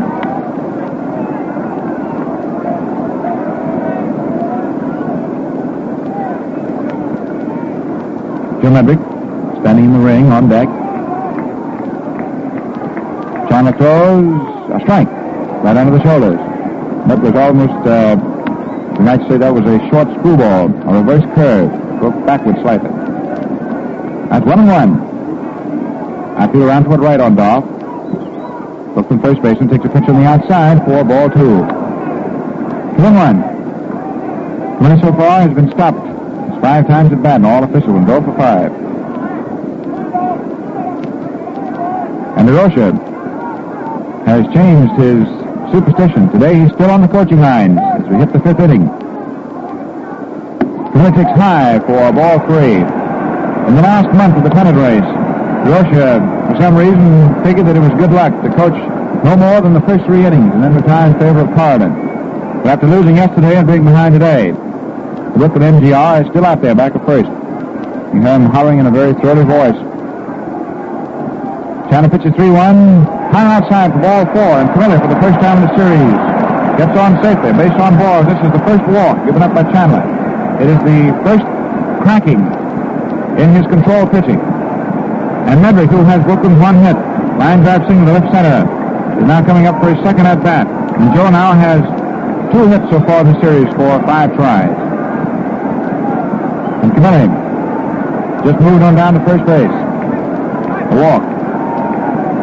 Let me tell you, friends, when you use one of the World Series special Gillette Tech razors, that shaving is just as easy as taking a base on balls. Outfield round toward left. Here's Medrick up, pulling a brown bat by the end, swings and cuts the line drive foul into the lower right field stands. And it's 0-1. They're playing Joe to pull around toward left. That's where he hit safely. Second inning. This time he cut an outside pitch and foul out past right field line into the lower stands. Nobody out. Millie at first. Stern holding against him. Chandler throws. Medrick swings as a line drive hit toward the left field corner. It's in for a base hit. Hits the wall and bounces back. Keller plays it. Here's Camilli coming into third. Medrick is sliding into second base for a double. And the Dodgers have the tying runs at second and third and nobody out. Top of the 5th. Listen.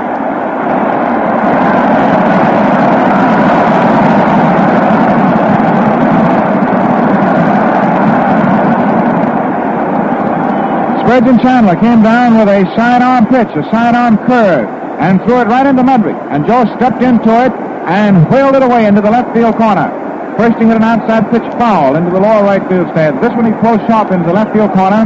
Camilli skirted around the third base, and Medrick comes up with a double for the Dodgers, and the tying runs are now at second and third. And here is Harry Lavagetto. First base is open. The Yankee infield is halfway up, and the outfield around toward left. Lavagetto is 0 for 5 in the series. Protected to a double play. Back of Medrick single in the second. Now Chandler's in his first real serious trouble. The right-hander throws. And Lavagetto hits the ground. Button right up there under the whiskers. It was almost as close a shave as Gillette would give you. 1-0. Medrick at second base. Balfinelli at third. The throw is high inside, a fastball for ball 2, and there's activity going on in the Yankee bullpen.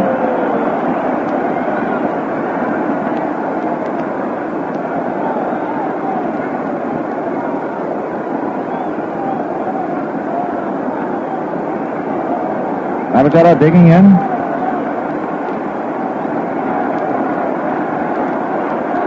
Chandler taking his time, being very deliberate behind 2-0. Delivers. Harry takes high for ball 3, and Chandler behind 3-0. And there's Dickey going out to the mound. Gets halfway there and hollers something to Spud. Then Dickey comes walking back. It's 3-0. Lavagetto. Medrick's double has changed the whole complexion of things. And it's a different ball game, a new ball game right now, and the Dodgers have come alive. Here's Lavagetto leaning over the plate. Outside and low for ball 4, and Lavagetto walks to load him up.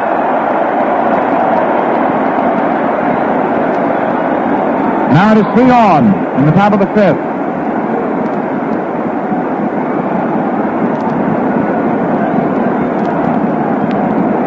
The bases are FOB. Fuller Brooklands. Nobody out. And Chandler is in trouble. His first trouble of the day. There's the little colonel, Pee Wee Reese, stepping in. Money at third, Medrick at second, Lavagetto at first. The Yankee infield is halfway up. In other words, they're playing for the double play. Give a run if necessary. Chandler throws. Reese swings at a bounding ball going to short. Rizzuto up. There's the Gordon. 1 out. The throw to first. Is not in time at first. Not in time at first. Camilli scores. Medrick moves to second. It is a forced play at second base. First of all, Grieve started to give the out sign as Gordon's low throw into the ground came into first base. And then when the low throw on the skip was not fielded cleanly by Stern, the out sign, which was only just the beginning, you could almost see it practically starting, was quickly switched to the safe side. There is no error on the play as there was an out made at second. So in scoring that, it is Reese hitting into a forced play, forcing Lavagetto, the shortstop, to the second baseman at second base. And Reese is credited with batting in the run. Medrick on the fourth play, short to second, going to third, and Camilli scoring. And it is now 2-1. And Mickey Owen steps in to hit. Needless to say, activity in the Yankee bullpen. And it isn't that we do not wish to tell you, Bob and I, who are the gentlemen warming up in the bullpens, but you cannot see them by the construction of the park. Owen swings and hits a bounding ball through the left side for a base hit. Medrick comes in. Here is Reese coming around the third base, and Owen holds on at first. A sharp single, and it's all tied up at 2-2. On a run and hit play, Mickey Owen bounced through the left side of the infield. Listen to this crowd for a second, then we'll get back to the details.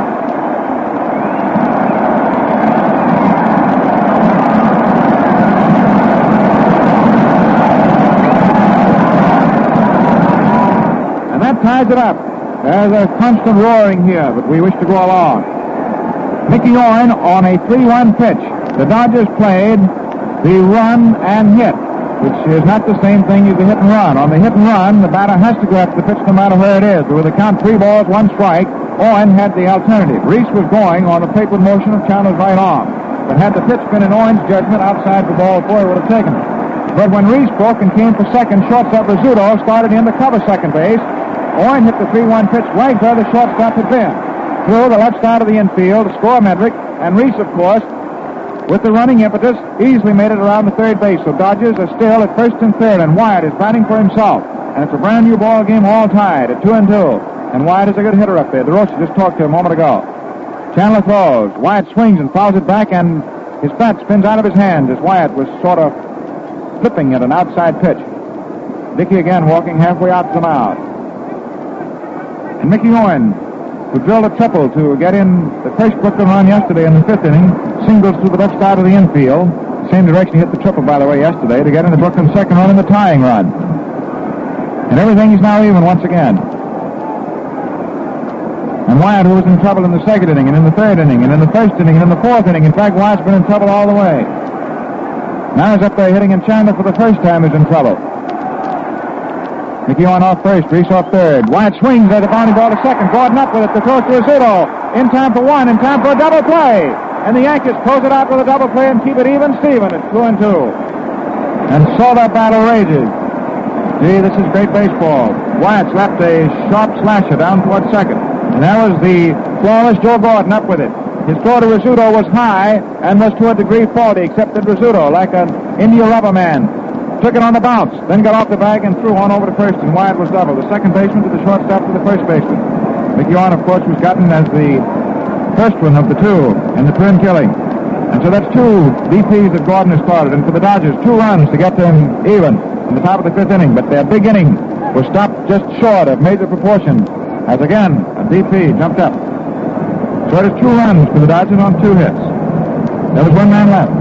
And at the end of 4.5 innings, it is all tied at 2-2. And the totals for the Yankees, 2 runs, 7 hits, and no errors. And for the Dodgers, 2 runs, 3 hits, and no errors. And Wyatt is now ready to pitch the last half of the fifth inning. And he's restored to parity. An even status once again. And leaning into our mutual microphone, Bob Elson of WGN Chicago. But Bob, there are millions and millions listening to these over 300 mutual stations, my boy. This is Matt.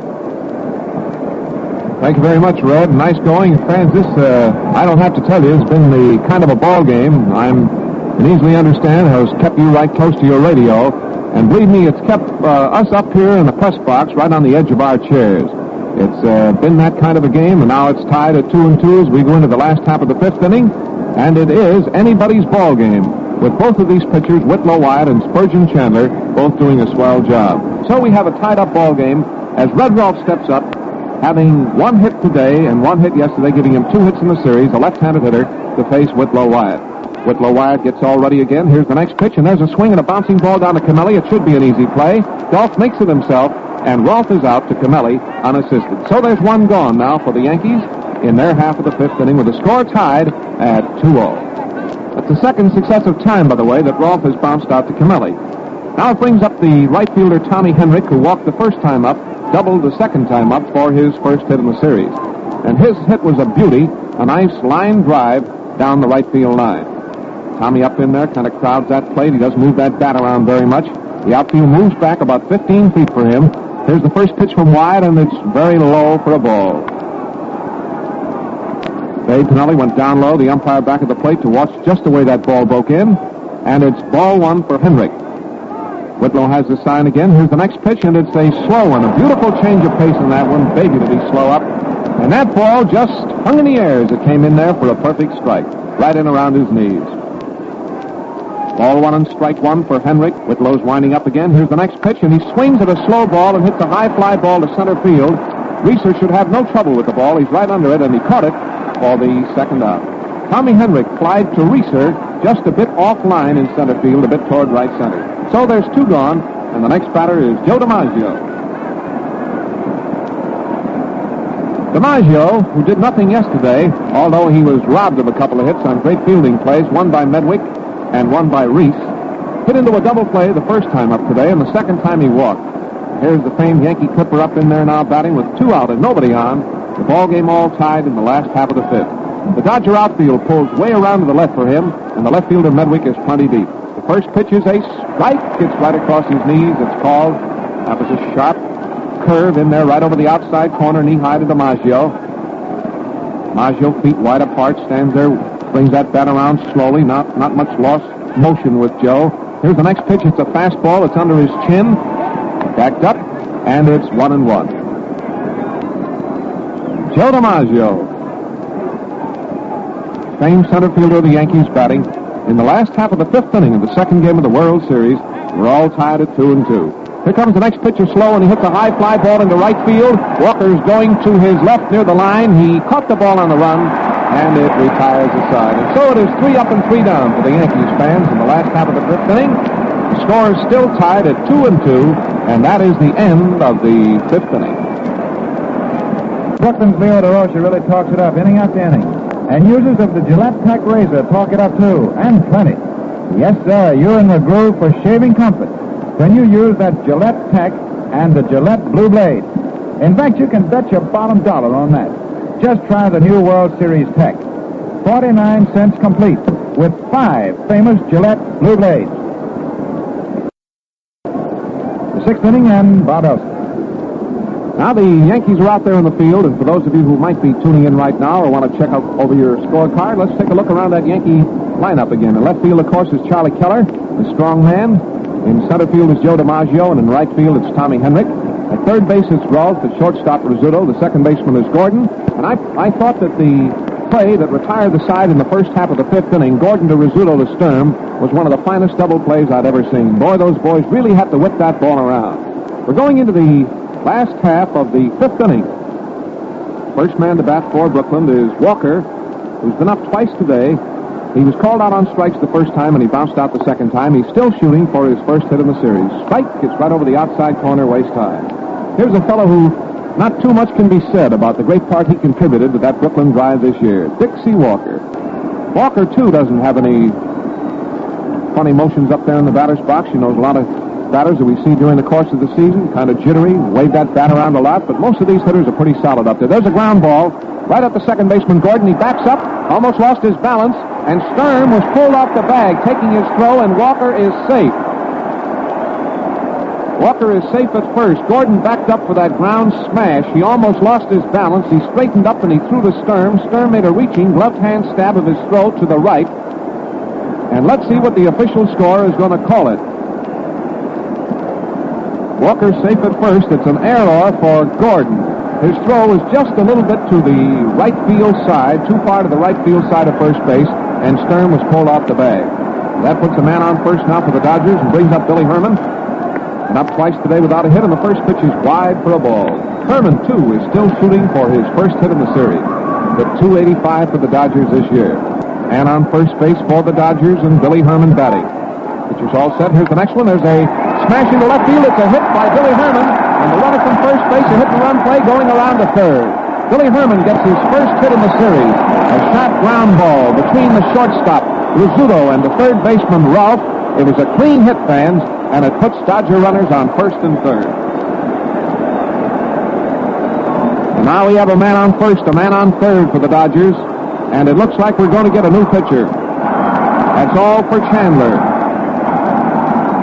4 hits by Brooklyn, 1 in the second, 2 hits, and 2 walks in the 5th, a hit in the 6th after an error by Gordon, and Chandler is being taken out. Murphy, number 19, now pitching. Murphy is coming into pitch now for New York. John Joseph Murphy is one of the native New Yorkers on the New York team. John was born in the Bronx and got all of his education right through Fordham College in that borough. In college, he was a pitching hero, and he went from the campus right into the Yankee chain, hurling for Albany, St. Paul, and Newark, before he became a stadium fixture in 1934. Murphy's specialty is relief work. His pet aversion is the nickname hung on him by Pat Malone when that worthy was a Yankee grandma. Johnny was born July the 14th, 1910. He has a future pitcher in his happy home, which last year was shifted from the Bronx to St. Petersburg, Florida, where the Yankees do their trading. Well, little Petey Reeser, who certainly came through with a bang for the Dodgers this year and skyrocketed right up to the batting championship of the National League, a 343 hitter who has yet to make a hit in this 1941 World Series, is going to be the first batter to greet Murphy with Brooklyn runners on first and third and nobody out. Remember, the ball game is tied. Game is all tied at 2-2. All right, here's Petey Reeser in the batter's box right down here below. It's a little guy, but he can really wave that willow. Walker's on third. Herman is on first. Murphy gets his sign. The first pitch is a sharp curve that broke in to a left-hand hitter. It's perfect right across his knees. It's a called strike on Reeser. Yankee outfield is playing straight away. Remember now, the ball game tied. There's a man on third, a man on first, and nobody out. Here's the pitch. Reeser swings and misses. He went all the way around, going for a fastball, and big, tall, skinny Johnny really poured it on that time. That ball was plenty fast. Right in there around his waist, right in on the handle, and he swung hard and missed. So now it's 2 strikes for Reeser. A hit or a fly ball would put the Dodgers in the lead. Brooklyn runners on first and third. Here's the next pitch to Reeser. Reeser swings, and he struck him out. Reeser went all the way around, trying to hit a sharp knee-high curveball over the outside corner, and Petey struck out.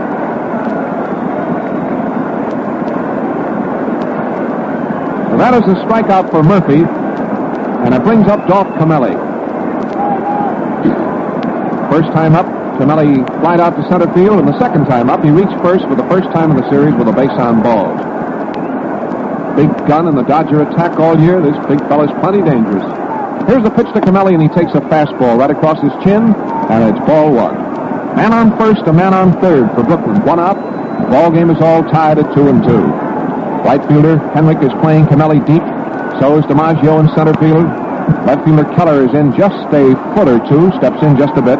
Here's the next pitch, and Camelli takes a perfect strike. It's right in across his knees, and it's 1-1. Murphy takes a look at the baseball when he gets it back from Bill Dickey, holds it in his glove, juggles the ball around in his glove a bit, and holds it up close to his face. It's okay.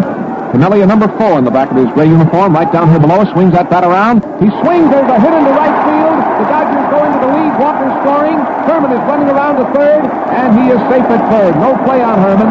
The throw from right field is cut off by Gordon, and Dolph Camelli just came through with a beautiful hit. A line smash into right field, and the Dodgers lead in the second game of the World Series in the last half of the 5th inning by a score of 3-2.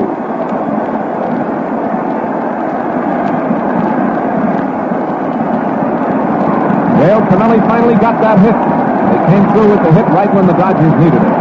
Now there's a man on first, a man on third, and here's Hedwick. Hedwick, as I told you, has had 3 hits in the series. He's had 2 of those hits today.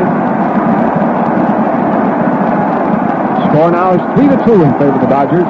The first pitch to Medwick is a wide curve, way outside for a ball. 3, 4, 5 hits so far for Brooklyn, and 7 hits for the Yankees. Dodgers are on top, 3-2. Murphy getting his sign again. Here's the pitch. He swings. There's a ground ball to the shortstop. Going to make the play at the plate, and Herman is out at the plate. Herman is out at the plate. The play going from the shortstop Rizzuto to the catcher Dickey, and the reason I hesitated was because the umpire hesitated. He wanted to be sure that the catcher did not drop the ball. He did not, and Billy Herman is cut down at the plate, short to plate. It leaves a man on first, a man on second, and there's 2 gone now in this last half of the 5th. Scooter Rizzuto came through with a perfect play, perfect throw in there to Dickey. That leaves a man on first, a man on second. 2 men on and 2 out. Here's a pitch to Lavagetto, and it's in close for a ball. He's been up twice today. The first time he hit into a double play, and the second time he walked. Lavagetto with a 277 average for the season has not had his hitters yet. Harry's up in there now, and that peculiar crouch of his. Here's the next pitch, and Lavagetto slams a low fly ball into center field. DiMaggio coming fast. He caught it, and it retires the side. A low fly ball hit into center field by Lavagetto is caught by Joe DiMaggio, and it retires the side. In that inning, Walker, you remember, was safe on an error. There was a hit by Billy Herman. Reeser struck out. Camelli singled to right field, driving in a run. And so the totals in the last half of the inning are 1 run and 2 hits and 1 error. The Dodgers lead 3-2, and that's the end of the first half of the 6th. For Bob, the telegraph companies are having a field day. Wires are piling in. The Reed Drug and Chemical Company, Baltimore, wires Gillette World Series combination, one of the fastest-selling offers in our history. You can't match this deal for value, and our customers sure know it. And up comes Cunningham Drugstores Incorporated with this one. Gillette Tech and Gillette World Series combination, setting new records in all our Michigan stores after splendid first-game broadcast.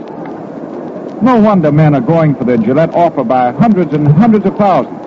Yes, sir, Gillette shaving cream has what it takes. Now, Gillette lather cream contains 3 beneficial oils. Gives you rich, super moist lather that wilts the toughest beard in a hurry. And Gillette brushless made with peanut oil is your cream if you go for super speed combined with comfort. Free from grease, it can't clog razor or drains and rinses away in a jiffy. while the supply of combinations lasts, you get a regular 25-cent tube of Gillette shaving cream, lather or brushless, free, with the purchase of 10 Gillette Blue Blades, 49 cents. All right, Bob? Well, friends, we're going into the last half of the sixth inning now, the second game of the World Series. Here's the Yankee strongman, Charlie Keller, who has 2 for 2 today coming up. Gives him 2 hits in the series. He had none yesterday. Charlie standing outside the batter's box right now, taking a look at Whit Wyatt, the Dodgers' great right-hander who's gone all the way. And now Keller steps up in there, waving that bat around, and the Dodger outfield is playing him deep and around a bit to the right. Wyatt is all set now for the first pitch of the last half of the sixth inning, and it's a strike. It's a perfect strike. It just caught the corner right around his knees, and Keller didn't offer at it. Keller waves that bat around. Wyatt looks down at Mickey Owen, getting his sign. Now the windup. Here's the next pitch. He swings, and there's a tremendously high fly ball to right field, but it shouldn't give Walker too much trouble. In fact, he moves in about 10 feet. He's camped under it, and he caught it for the first out. I believe that ball was hit higher than any ball that's been hit so far in the series. But Charlie didn't get much distance to it, and so Dixie just camped under that ball and waited for it to come down. 1 gone. That brings up Bill Dickey. The first time up today, Bill was called out on strikes. The second time, he bounced out to Billy Herman. Dickey had 2 hits yesterday, so it gives him 2 hits so far in the series. He's the left-hand batter who hit .284 this year for the Yankees. He's stepping up now with 1 out and nobody on in the last half of the sixth inning. The score, the Dodgers 3, the Yankees 2. Whit Wyatt stands there on the mound, getting his sign, takes plenty of time. Now he's all ready. Here's the pitch, and there's a curveball that Dickey swung at and fouled on the ground down the first base line, and it's 1 strike. I believe that considerable time that Wyatt takes occasionally between pitches is part of his pitching strategy, working on the batter's nerves, trying to get him anxious. He's getting all ready. Here's the pitch. He swings, and there is a fly ball into short right field. Walker's coming in. He's waving the other players away, and he takes it easily for the second out. 2 gone. Now the next batter is Gordon. Gordon today has had a walk and a hit. He had 2 hits yesterday and 2 walks. So far on the offensive side, he's been really the batting star of the series. Joe's standing outside the batter's box now, getting his hands thoroughly dried. Now he grips the bat and steps up in there. It's the Yankees batting in the last half of the sixth inning with 2 out and nobody on. And the Dodgers out ahead by a run. Score 3-2. Wyatt is all ready. Here's the pitch. He swung and missed the fastball that time. It was right down the middle, and it's 1 strike. Gordon went all the way around trying to give that ball a ride. It was a swing like that yesterday that sent the ball way over Medwick's head, way back into the grandstand for the first home run of the series. Wyatt is ready again. Here's the next pitch. It's inside and high, and it's a ball. Makes it 1-1. Mickey Owen fires that ball back to Wyatt. The third baseman, Lavagetto, is playing Gordon as a line hitter. He's playing him right over near the third base line. He's just about 1.5 feet off the line. Joe does hit a lot right down the baseline. Wyatt is ready again. Here's the next pitch, and there's a curveball that's in close. Pretty sharp, fast curve. It was in close, waist high, and it's ball 2 and strike 1 for Gordon. The Dodger outfield is playing him way around to the left. They're playing Gordon as a straight left field hitter. The center fielder is way off, 50 to 60 to 75 feet off the center. Way over in left center field. Wyatt has the sign again. Here's the next pitch to Gordon. Gordon takes 1, and it's a ball inside high. Makes it 3-1. So it's ball 3 and strike 1 for Gordon. He's on the verge of a walk here with 2 out and nobody on. Ball game in the last half of the sixth.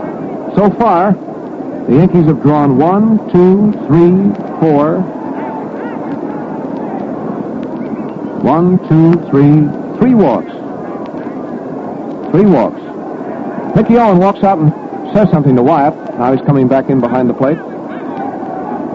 The Dodgers have drawn 1, 2 walks. There have been 5 bases on balls in all in the ball game. 2 for Brooklyn, 3 for the Yankees. Wyatt working cautiously. Here comes the pitch. It's a ball inside and high, and Gordon draws the 4th Yankee walk. So that puts him on first base and brings up the shortstop, Rizzuto. Rizzuto's been up twice today. Nothing yesterday, and so Phil has yet to make his hit in the series. He's batting now with a teammate on first base, a right-handed hitter, 2 out. Ball game in the last half of the 6th. He bounced out the first time today. He's up in there, a little fellow right-handed batter, but he finished with a grand average this year of 302. Wyatt has his sign. The first pitch is a ball. It's low. Ball 1. Whit threw in that slider that time. It broke real low, and it's ball 1. Rizzuto, a little fellow, but he's got a lot of power. He can really hit that baseball when he gets a hold of it. Third baseman is playing him in just a little bit. Takes a few steps in. Here comes the next pitch. He swings, and there's a base hit to left field. Rizzuto's first hit. Gordon takes the turn at second and holds up it. Medwick gets that ball and fires it back into the infield. It's another hit, and it's Rizzuto's first hit in the series, a shot ground ball between Reese and Lavagetto into left field. That makes 8 hits for the Yankees. There's a man on first, a man on second, and brings up the pitcher, Johnny Murphy. Here's Johnny coming out. He walks out toward the plate. He's talking to the umpire, Babe Pinelli, who's cleaning off the plate right now. And again, the catcher takes that walk out to the mound. Man on first, a man on second for the Yankees. 2 out. The Dodgers leading 3-2. That's 8 hits for the Yankees against 5 hits for the Dodgers. Talking about hits, fans are sure going for that World Series special Gillette Tech razor. Makes a hit with everybody. Man on first, man on second. Here's Murphy up, see if he can aid his own cause, get a hit here and tie the game. There's a fastball. It's right through the middle, and it's a called strike. 1 strike to Murphy. It was right down the middle. It couldn't have been any better if he'd have hung it in there. Wyatt getting his sign, working cautiously. Just because the pitcher's up, there's no let-up. Wyatt is already out there again. Here's the next one, and there's a very fast ball. It's in low, and it's 1-1. Wyatt keeps that ball in there low practically all the time. He and Davis, who pitched yesterday, are real low ball specialists. Gordon on second base with a potential tying run. Rizzuto on first base, 2 out. Yankees at bat in the last half of the 6th inning, and a count of 1-1 on Murphy, a right-handed batter. Here comes the next pitch. It's right over the plate. He swung hard. May have got a piece of that one. A foul tip. No one hung on, and it's ball 1 and strike 2. 1-2 for Murphy, batting for the Yankees. Dodger outfield is pulled in 15 to 20 feet for the pitcher up. Wyatt stands there looking down at Mickey Owen. Owen in the crouch right down here below us. Pitcher's arms are drawn up. He's getting all ready now. Here comes the pitch. He struck him out with high in the side. A blazing fastball right down the middle. Murphy swung, struck him out, and it retires the side. And so in that inning, the last half of the 6th, there was no runs and 1 hit. Keller, the first man up, flied to right.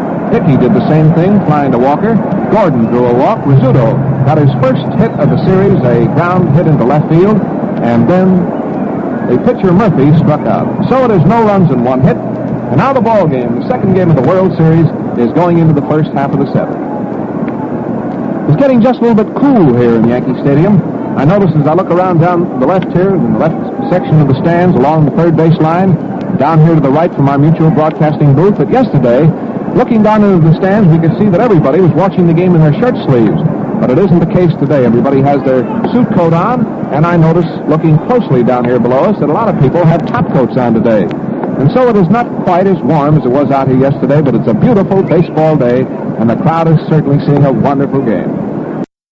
Hope that you're enjoying this ball game by your radio, brought to you by Gillette from Yankee Stadium. We're going into the first half of the 7th inning. The first man to bat for the Dodgers is going to be their great shortstop, Pee Wee Reese. Here he comes up. Well, the little Colonel was a hitting star yesterday, along with Gordon getting 3 hits. He's been up twice today. First time he flied out to center field, and the second time he hit into a force play. He's a right-handed batter. Here comes the pitch. It's right over the plate, and there is an infield fly. Just back a short. The shortstop, Rizzuto, is back under it. Should get it easily, and he does for the first out. 1 gone. Now the next man to bat is Mickey Owen. Mickey has come through with 2 hits in this series that have really helped. One, a line drive triple, a ball he really kissed yesterday between Keller and DiMaggio. That was one of the best hit balls so far of the series. And he came through today with a sharp hit when the Dodgers really needed it. That was in the 5th inning and drove in a run. First pitch is a curveball. It's wide, waist high for ball 1. 1 gone. It's the 7th inning of the second game of the World Series. The score 3-2 in favor of the Dodgers. Here comes the next pitch. Looked like he was going to bunt that one. It's a called strike. He let it go by after stepping up on it. And Babe Pinelli shoots that right hand up into the air. A called strike. 1-1 for Mick. 1 out and nobody on. Owen waves that bat around. Murphy's getting a sign again. Here's the next pitch, a curveball that he wasn't going to hit at. He started to step out of the way. The curve broke into a right-hand hitter, hit the handle of his bat, and went into the grandstand to the right. And so it is ball 1 and strike 2 on Mickey Owen. Yankee outfield playing him straight away and not too deep. Pitcher's already out there again. Here comes the pitch. Hits a ball right across his chin. Ball 2 and strike 2 for Owen. Yankees keep up a constant stream of chatter out there in the infield. Both teams talk it up when they're out there. Lots of the old pepper and dash on both sides. It's anybody's game. A slow curveball. Missed the corner, waist high by an inch or two. And it's ball 3 and strike 2 for Owen. Now Owen steps out of the batter's box. Hits each one of his shoes with the bat a couple of times, getting some of that dirt off his spikes. Now he digs in. He's up in there, has a firm stance. Ball 3, strike 2. Here comes the pitch. It's a ball. He walked in. Owen gets a base on balls with 1 out in the first half of the 7th. So now Brooklyn has a man on here in the 7th. And here's Whit Wyatt getting a great hand. Listen to it.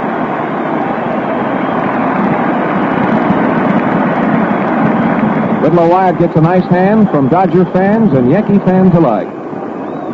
After all, this crowd, some of them for the Yankees, some of them for the Dodgers, are primarily baseball fans and enjoy a good play or good work on either side.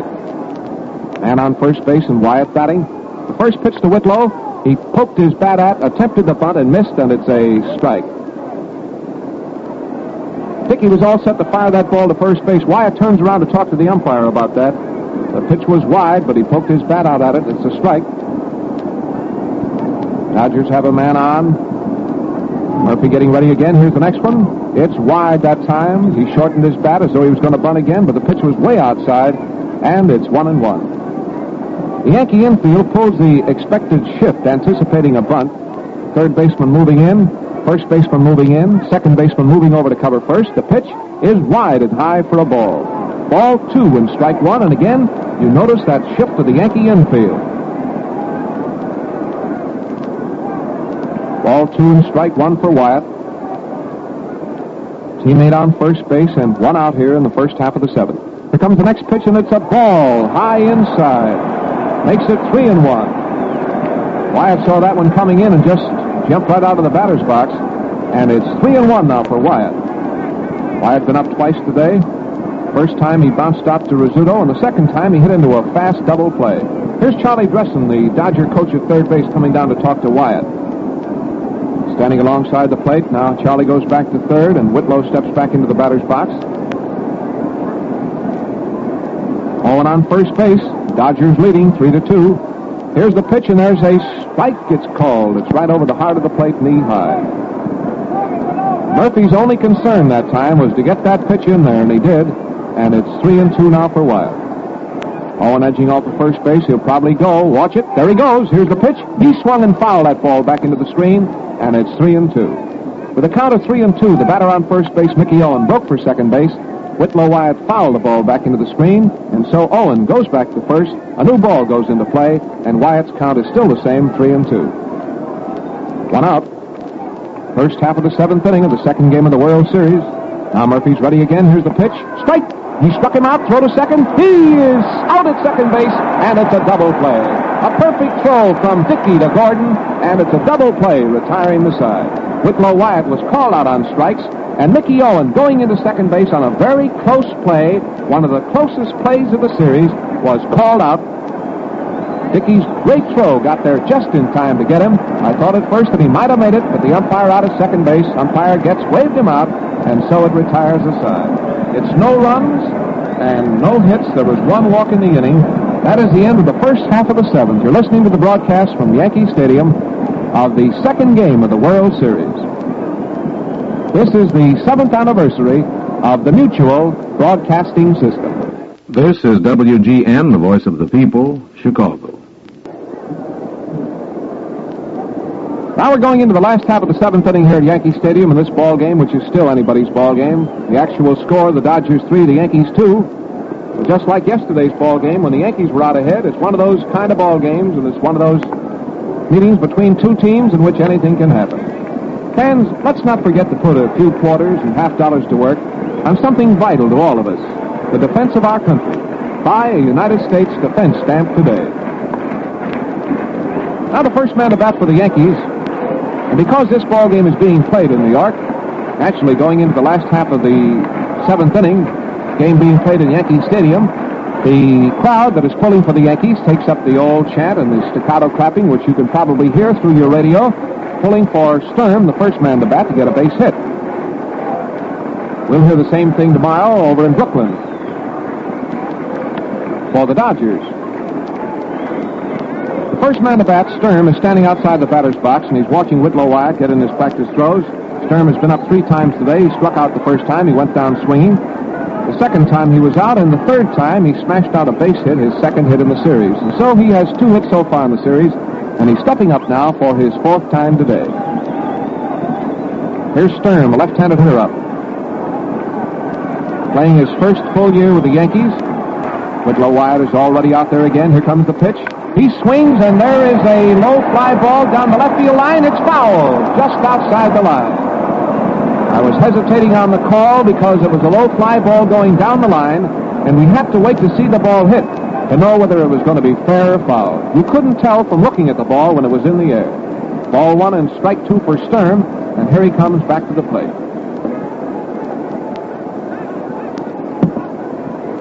Now the bat boy gives him the war club.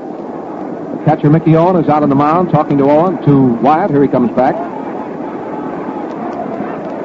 The Yankees have made 8 hits. The Dodgers have made 5 hits. The Dodgers have made 3 runs, and the Yankees have made 2 runs. First baseman Sturm is up in there with a count on him, ball 1 and strike 2. Here comes the next pitch. It's a ball right under his chin, and it's 2-2. The Yankees scored 1 in the second and 1 in the third. The Dodgers scored 2 in the 5th and 1 in the 6th. They lead 3-2. Wyatt is getting his sign again. Ball 2, strike 2 for Sturm. Here's the pitch. He struck him out. He went for a fastball right across his waist, and he struck him out. So that's the second time today that Sturm has gone down via the strikeout route. And now here's the third baseman, Red Rolfe. First time up, he singled. Second time up, he bounced out to Camilli. Third time up, he bounced out to Camilli. And he had 1 hit yesterday, and so it gives Old Red 2 hits in the series. He's up in there now. There's that familiar number 2 in the back of his white uniform. Rolfe, a dangerous hitter. He's up in there now. The Dodger outfield is playing him straight away. Reeser in center field is not playing too deep. Here's the pitch. It's a strike. It caught the outside corner knee high. Whit Wyatt has allowed just 1 hit in the last 3 innings. That was a single by Rizzuto. Pitcher's all ready again. Here it comes. He swings, and there's a hard hit ball to the shortstop. Reese is up with it. There's the peg. He's out. Reese to Camilli, and there's 2 gone. That ball was taking a couple of nasty hops out there, and Pee Wee had to back up. Little Colonel handled the ball faultlessly and threw him out. Here's Tommy Henrich, the right fielder. Tommy walked the first time up today. He doubled the second time for his first hit in the series, and the third time he hit a fly ball to Petey Reeser in center field. And so it's Henrich at bat with 2 out and nobody on in the last half of the 7th. Lavagetto moves in a few feet and says something to Wyatt. Dodger outfield is swung around a bit to the right with the right fielder Walker plenty deep. Here comes the pitch, and there is a ball. It missed the corner shoulder high, and it's ball 1. As you know, Henrich hit over 30 home runs this year. Dodgers know that he can hit that long ball, and they're playing him accordingly. Wyatt is getting his sign again. The count is 1-0. Here's the pitch. There's a swing and a long wallop, but it's foul. And drove it way down the right field line and up into the upper deck, but it was foul, and it's 1-1. Owen again walks out in front of the plate, says something to Whit Wyatt, and then throws him the ball. Lavagetto is now talking to him. Cookie peps it up over there at the hot corner, keeps pounding that bare hand in the glove all the time and talking it up, always doing something. Wyatt is getting his sign again. Here's the next pitch, and there's a ball just a bit outside, waist high. Makes it ball 2 and strike 1 for Henry. The American League champions are 1 run down to the National League champions, the Dodgers. Dodgers 3, Yankees 2. 2 out and nobody on in the last half of the 7th. Wyatt is all ready again. Here it is. He swung and fouled the ball into the stands down here below us, and it's still 2-2 for Tommy. Well, just like yesterday, it's been a sweet ball game. Boy, don't tell me that these two teams aren't well matched. It's been anybody's ball game all the way both days. First one and then the other. Dodgers are out ahead now, 3-2 in the last half of the 7th. Wyatt is getting his sign, leans on that right foot. He has a ball 2, strike 2 count on Henrik. Here it comes. He struck him out. He went for a fastball. Boy, that Wyatt is fast out there now. He struck him out. That was pretty fast, right over the outside corner, waist high, and it retires the side. And so in that inning, there were 2 strikeouts, and Rolfe bounced out, and that is the end of the 7th inning. You can argue all day about whether Gordon and Rizzuto or Herman and Reese are the better second base combination. But it's a surefire cinch that the sweetest shaving combination on earth is the World Series special Gillette Tech Razor with 5 of today's improved Gillette Blue Blades. This team gives you slick, comfortable shaves every time, and it's a bargain. Only 49 cents gets you razor and blades at your Gillette dealers today. And now here are the facts and figures that just came up from the press section. The attendance today, 66,248, or a shade more than 2,000 less than yesterday, but this is still one of the all-time great World Series crowds. The receipts today, $260,204. The commissioner's share, $39,030.60. The players' pool, $132,704.04. And the club's share, $88,469.36. Those figures once again. The attendance today, 66,248. And the total receipts are $260,204 and no cents. 3-2 game into the 8th inning. Bob Elton. Thank you, Red. We're going into the first half of the 8th inning of the ball game. That means the Dodgers at bat, of course, here in Yankee Stadium. Here's Walker up, a left-handed hitter, and there's a ball. Low, ball 1. Dixie Walker, the leadoff man for the Dodgers in the first half of the 8th in a 3-2 ball game. Today it's the Dodgers on top. Here comes the next pitch from Murphy. It's high and wide, a ball. The Yankees have used 2 pitchers in the ball game today. The starting pitcher was Spurgeon Chandler. He was relieved by Murphy, who's out there now, a right-hander. And Wyatt has gone all the way for the Dodgers. Here comes the next pitch to Dixie, and he cracks that ball, a ground ball through the box. Gordon's over to his right up with the ball. A play, he's out on a fast play. Gordon to Stern. Boy, those kids really get around out there. Those Yankees and Dodgers, too. That Gordon moves like a cat, and so does that shortstop of the Brooklyn Dodgers, Reese. Boy, how he moves around. Well, that's one gone. Now the next batter is Billy Herman. Herman came through with his first hit of the series today. There's a strike, by the way, to Billy, right around his knees. Came through with a base hit in the 6th inning, in which the Dodgers scored a run on 1 run and 2 hits. Murphy has his sign again. Here's the next pitch. There's a ball. It's just a bit wide, and it's 1-1. Billy, you know, used to be out in Chicago with our Cubs for many, many years. Captain, second baseman out there, came to the Dodgers this year, and after the season got underway and played wonderful ball. There's a ball wide, and it's ball 2 and strike 1. I believe you'll find, looking over the records, that it's typical of Herman, as it is many players on both sides, that their players always stood out, regardless of what they've done during the season, in any kind of a special series. Next pitch to Billy hits a foul. It's going off to the right up into the upper deck of the stands, and it's ball 2 and strike 2 on the batter, and there's a wild scramble for that souvenir. Murphy has a new baseball. Brooklyn batting in the 8th inning. Johnny's getting his sign out there from Bill Dickey. The count is 2-2 on Billy Herman. Here it is. He swings, and there's a line drive to Sturm. He's out for the 2nd out. Billy got a hold of that ball, tried to hit it into right field, but hit the ball right into Sturm's hands. The Yankees pepper that ball around, and there's 2 gone.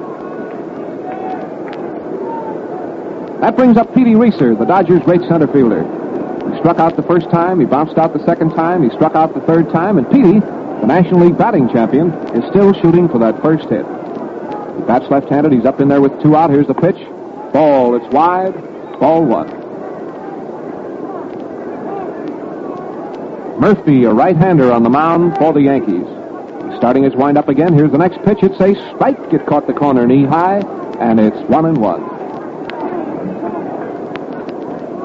Reeser, number 27, on the back of his blue-gray uniform, stands there with that bat on his shoulder, swings it around. Murphy's all set. Here's the pitch. He swings and hits a high fly ball back at third base. Rolfe is going back in foul territory, and he takes that ball about 75 to 100 feet down the line and about 10 feet foul off a Reeser's bat to retire the side. And so it is 3 up and 3 down, and that is the end of the first half of the 8th.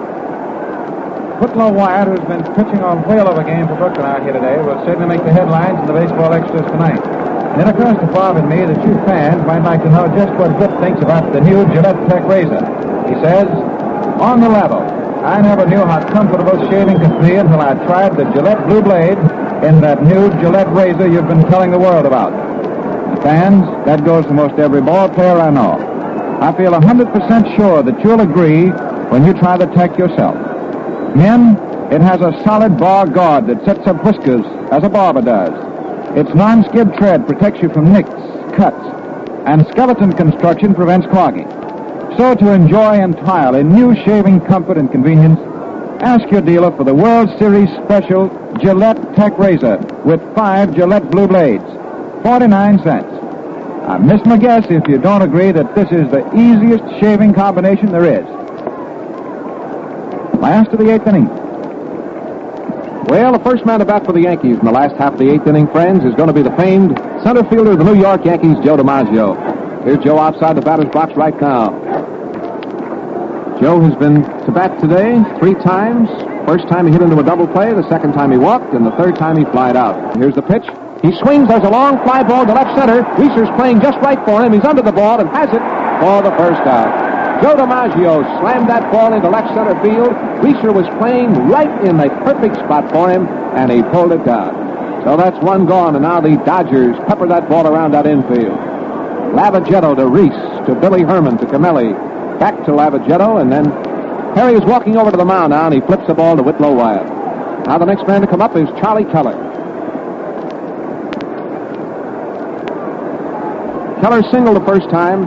He singled the second time, and the third time up today, he flied to right. He's had 2 hits so far in the series. He's a left-handed batter, and the first pitch is wide a ball, ball 1. Charlie Keller, second in the American League this year in runs driven in. A left-hand hitter up in there with 1 gone, nobody on in the last half of the 8th.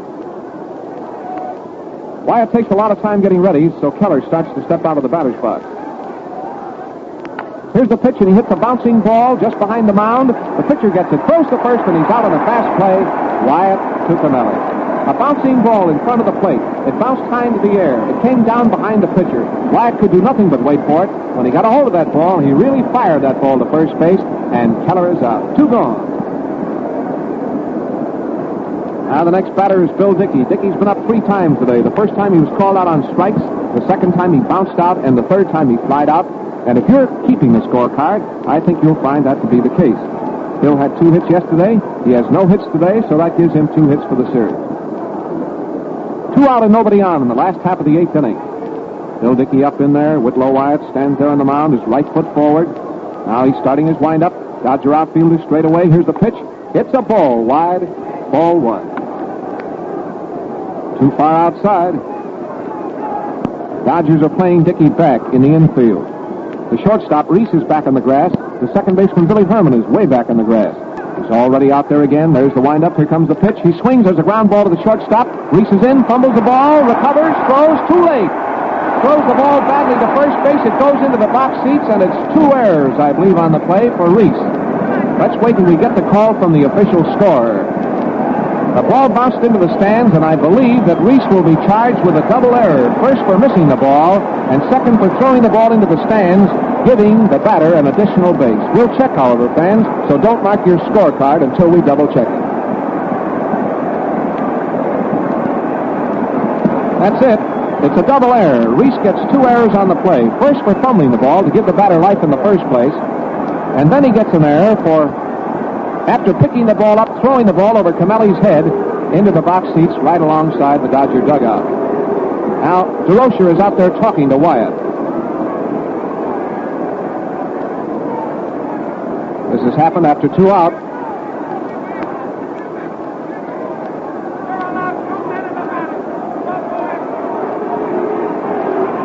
Now, the Lippy DeRocher is out there in the center of the diamond talking to Wyatt. And again, we come into the rule that has been put in play here for the series about how many players can be in there at one time. The umpires hold a consultation and decide that Reese, Wyatt, the catcher, and the manager are okay, and so they're standing out there now in the center of the diamond. Now, here's Lippy coming off the field. He's going over the first base line. That man on second base represents the tying run in the last half of the 8th inning. He got there on an error by Reese. Got to second base on his second error. Now here's Gordon up, and they're going to walk in purposely. Ball, it's wide. Gordon, who's been one of the hitting stars of the series, is getting free transportation just as quick as they can throw in 4 wide ones. Ball, it's wide. Ball 2 for Gordon. Tying run on second base with 2 out. Here comes the next pitch. It's a ball way outside. He couldn't hit that with a broom. Ball 3. He's already out there again. Here's the next pitch. Yes, sir. It's an Ann Oakley. Walks to first. That puts a man on first, a man on second, and brings up the shortstop of the Yankees, Phil Rizzuto. 2 men on. Here's Rizzuto, and Rizzuto is standing looking into the Yankee dugout. It may be. Here's a runner going out. Bordigaray is going to run for Dickey. The first pinch runner in the series, Bordigaray for the Yankees, is going to run for Dickey. Here's the announcement. Bordigaray, number 27. Running for Dickey. Frenchy Bordigaray, utility outfielder for the Yankees, is going out to run for Dickey. He's on second base with Gordon on first base and Rizzuto batting in 2 out in the last half of the 8th. Dodgers leading 3-2. Here's the pitch. Rizzuto hit the bouncing ball to Reese. The play is at second. Force out. And it retires the side. Reese to Billy Herman. And that threat by the Yankees that time of tying up the ball game is thwarted by the Dodgers.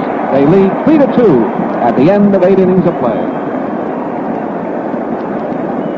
In that inning, no runs, there were 2 errors, and there was 1 walk. No hits. And so let's take a look at the hit total, shall we? While there's nothing doing here at the end of 8 innings of play, the Yankees have 1, 2, 5, 7, 8 hits, and the Dodgers have 1, 3, 5 hits. Attention, please. Here comes an announcement. Rosar, Rosar, number 12. Rosar, number 12, For New York. has now come in to catch for the Yankees.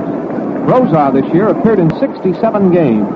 He was at bat 208 times, and he wound up hitting .288. Rosar drove in 36 runs. He's a stocky boy, and he differs from Dickey. He's a good hitter in that he bats right-handed and Dickey left-handed. The total so far, the Dodgers 3 runs, 5 hits, and 2 errors. The Yankees 2 runs, 8 hits, and 1 error. Red and I just double-checked, and there you have it. Now we're going into the first half of the ninth. Both teams working smoothly out here again today. You know, when it comes to working together smoothly, friends, you can't beat the Gillette Blue Blade and that Gillette Tech Razor. Don't miss out on that great Gillette World Series combination. Boy, they're going like hotcakes the country over. Now the first man to bat for Brooklyn is their great first baseman, Dolph Camelli. One of the nicest fellows in baseball that I've ever had the pleasure of meeting. Camelli was in Chicago, you know, for a while. He was traded long time ago for Don Hurst. That was the first deal he was involved in. He's been involved in a number since that time. There's a fastball that's right down his knees, and it's a called strike. Right across the knees. Murphy, a right-hander on the mound, which is getting all ready again. Here's the next pitch. Camelli swings. There's a long wallop in the left center field. DiMaggio going to his right. He's there. He caught it, and there's 1 gone. Dolph Camelli really gave that ball a ride that time. He met that ball well and smashed it into left center field. DiMaggio hustled way over to his right and caught that ball on the run for the first down. That brings up Joe Medwick. Medwick singled in the second. He doubled in the 5th, and he hit into a forced play in the 6th. Medwick has 3 hits so far in the series, 1 yesterday and 2 today. Joe is up in there now, waving that familiar brown war club. 1 out for Brooklyn in the 9th inning. They're leading 3-2. Here's the pitch. It's a ball, very wide. That was a sweeping wide curve. It was away from a right-hand hitter, and that was plenty away, about 3 or 4 feet outside. Murphy leans on the right foot, the tall, slender right-hander. Here comes the next pitch. It's a swing, and there's a fly ball into short center field. DiMaggio coming in should have no trouble at all. Bing, he caught it, and there's 2 gone. That brings up the third baseman, Harry Lavagetto. First time up, he hit into a double play. The second time, he walked, and the third time, he flied to center field. Murphy pitching now to Harry, a right-handed batter. Here comes the pitch. It's a swing and a bouncing ball to Rolf's left. It gets away from him. It's a hit. Into left field, it puts Lavagetto on first base. A base hit. Red made a nice try for the ball, but couldn't flag it, and it bounces merrily on its way into left field for a sure base hit. Just as sure a hit as I am that Gillette Tech will make a hit with you. All right, that's Lavagetto's first hit in the series. Gives him a hit and a walk today. Lavagetto on first base. And here's the little colonel, Pee Wee Reese. Flied to center field the first time, bounced out the second time, and popped out the third time. Reese is up in there. Man on first base. Here's the pitch. It's very high and very wide. In fact, it's so high that Buddy Rosar had to leap into the air to get it. The Yankee outfield is playing Pee Wee straight away.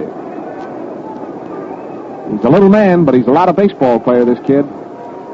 Murphy's arms are up again. There's 2 out. Here's the pitch.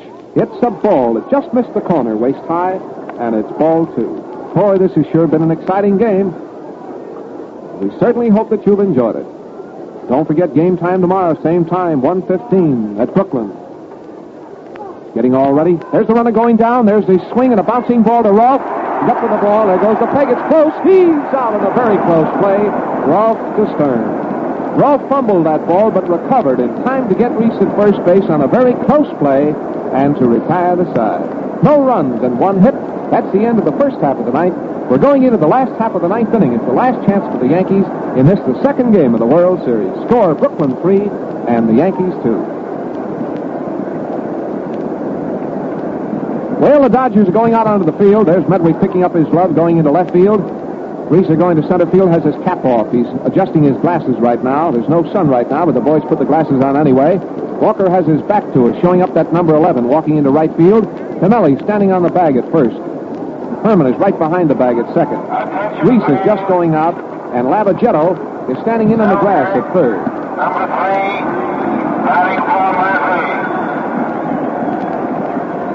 Well, we're all set. Last half of the ninth.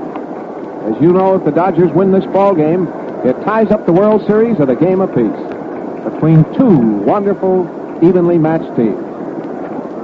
Boy, this is going to be some series. Plan now not to miss a single game. Plan not to miss a single play as Gillette brings you all the excitement, the thrills of the 1941 World Series. Here is a pinch hitter coming up, Georgie Selkirk, utility outfielder for the Yankees. Selkirk is coming up to bat. Here's the dope on Selkirk. He appeared in 70 games this year. He was at bat 164 times. He made 36 hits, and he wound up with an average of 220. He drove in 26 runs. Selkirk is a dangerous long ball hitter. And there's a ground hit to right field. Selkirk smashes a base hit to right field. As a pinch hitter, Selkirk came through with his first pinch hitting effort in the series, a hit to right. And so 3 pinch hitters we've had, 2 have delivered. Riggs hit safely, and now Selkirk hits safely. That makes it 9 hits for the Yankees. 2 runs and 9 hits to 3 runs and 6 hits for the Dodgers. It leaves Selkirk on first base, and it brings up the leadoff man, Johnny Sturm. Sturm has been up 4 times. He's had 1 hit. He's had 2 hits in the series. He's a left-handed batter. Let's see, will he use the bunt here? Man on first. It's a bunt. He popped that ball down the third baseline, and Lavagetto tried to make a bare hand stab at the ball, but couldn't get it. He bunted the ball, trying to push it down the third baseline, but instead, he pushed one outside the line, almost a liner, that Lavagetto dove for with his bare hand, but couldn't quite get a hold of. So it's 1 strike on Sturm. Tying runners on first base for the Yankees. The ball game is in the 9th inning at Yankee Stadium. Dodgers 3 and the Yankees 2. Sturm steps out of there. Now he's up in again. Labagetto at third base is playing in plenty close. Dodgers will try if they possibly can to get that man going to second base. Here's the pitch, and he bunts out in front of the plate. Owen is up with the ball. A play is to second. He's out at second base. A force out at second base. Owen to Reese, and it wasn't close. Sturm bunted out in front of the plate. Owen picked the ball up and made the play at second, and it wasn't close. He made a perfect peg to Reese, and it's a force out on Selkirk, so the sacrifice did not work. It leaves Sturm on first base now with the tying run and one out, and it brings up Redroth.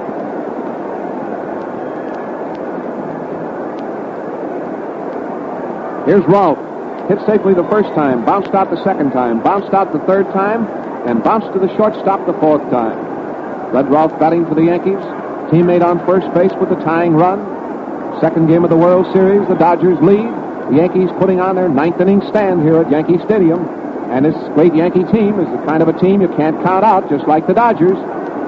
As I say, these ball games will never be over until the last man is out. The outfield is playing Rolfe straight away. Runner on first base is Sturm. The pitch, he cracks a ground ball to Billy Herman's left. He's up with the ball, throws to second. It's out over to first. He's safe. No double play. Oh, that was a beautiful play. Billy Herman to Reese to Camelli. It's out at second and almost a double play. Billy Herman to Reese to Camelli, and they almost had that double play. Just missed it at first. So it leaves a man on first base for the Yankees with two out and brings up Henrik to right field. Man on first with a tying run. Two out now. The situation keeps changing. Now Wyatt has his sign again. Watch it. Here it comes. He swings and slams a high fly ball into right field. If Walker gets it, it evens the series. He's under it. He should get it. He does. And the Dodgers win 3-2. The Brooklyn Dodgers have just evened up the 1941 World Series behind Whit Wyatt, winning the second game of the World Series by a score of 3-2. Well, fans, that was a most exciting ball game. On behalf of all of us, we certainly hope that you enjoyed it. Boy, what a ball game that was. Now the players, of course, going to the dressing room. The crowd is getting out onto the field. And the final score, Brooklyn wins 3-2 over the Yankees by the same score as the Yankees won the first game of the series. And so the 1941 World Series is all evened up at a game apiece. In just a moment, Bill Corum will be here with a summary of today's game. All right, Bob. Before that summary, his value is spelled with that famous capital V. In fact, the biggest value in shaving comfort money can buy. While the supply lasts, you get a free tube of Gillette shaving cream, either lather or brushless, with the purchase of 10 easy-shaving Gillette Blue Blades for only 49 cents. Remember, this is the price of the blades alone, a bargain you don't want to pass up. And now, here's Genial Bill Corum to give you a quick summary of today's dynamic ball game. Bill? Red, I'm sorry to break in on you that way. I thought it was coming to me a little sooner. I don't want to break in on that Gillette. Well, the story of this ball game was that Whit whittled him down. He was truly magnificent, that Brooklyn pitcher was this afternoon, and for the first time since the fourth game of the 1937 World Series, when Hubble beat the Yankees over at the Polo Grounds, the Yankees have finally been beaten in a World Series game. They had won 10 straight up to today, and of course you know the score was the same as yesterday, 3-2. The totals, I brought my own up today, and I'm sure I've got them right for you, are 3, 6, and 2 for Brooklyn, 3 runs, 6 hits, 2 errors, 2 runs, 9 hits, and 1 error for the Yankees. You'll see that the Yankees out-hit them. Selkirk came up there in the ninth inning, looked like he was going to start something, but Twinkle Toes didn't twinkle quite fast enough on that bunt in front of the plate. Owen made a superb play to knock him off second base. On the fourth, then Herman came up with another. The Dodgers just weren't going to let that tying run get down to second base this afternoon. It would have been almost criminal if Wyatt had lost this ball game on Reese's 2 errors on 1 play in the last of the 8th inning with 2 out, but fortunately it didn't. I mean, it wouldn't have just been justice because Wyatt definitely was the best pitcher. Superb as Ruffing was yesterday, Wyatt was the best pitcher we've seen in the series so far. He was magnificent. He carried the hot all afternoon. The pressure was on him. They never let it off. They were hitting him, as I say, always. It looked like the Yankees had 2 men on base, but when he had to have it, he was up there in superb fashion with it. And right to the end, he was strong, as a matter of fact. He looked a little stronger to me than he usually does in the closing innings, which shows how he was bearing down. No pitcher, I think, ever had to just keep the pressure because the clock, the time of the game, over 2 hours and a half, 2 hours and 35 minutes to be exact, or 31 is the official time. I'm looking at the clock in front of me, but a long ball game, which means it's long on the clock and terrific work on the part of the pitcher. If anything, I should say this game was just a little bit more thrilling than yesterday's, with superb plays by the second baseman, one by Gordon. It was something out of a storybook, and right behind it, just to show that two could play at Gordon's game, along came Billy Herman, dashed into right field, turned, leaped, stuck up his glove, and made a sensational catch. Just as good almost as Bedwick's yesterday. Those things are all a matter of opinion, but easier to see at least because he didn't have to go into the crowd as Joe did in yesterday's game. A game that ran right to the pattern, and as I say, if it was any more thrilling, it was perhaps because the underdog won, because today Brooklyn was fighting back.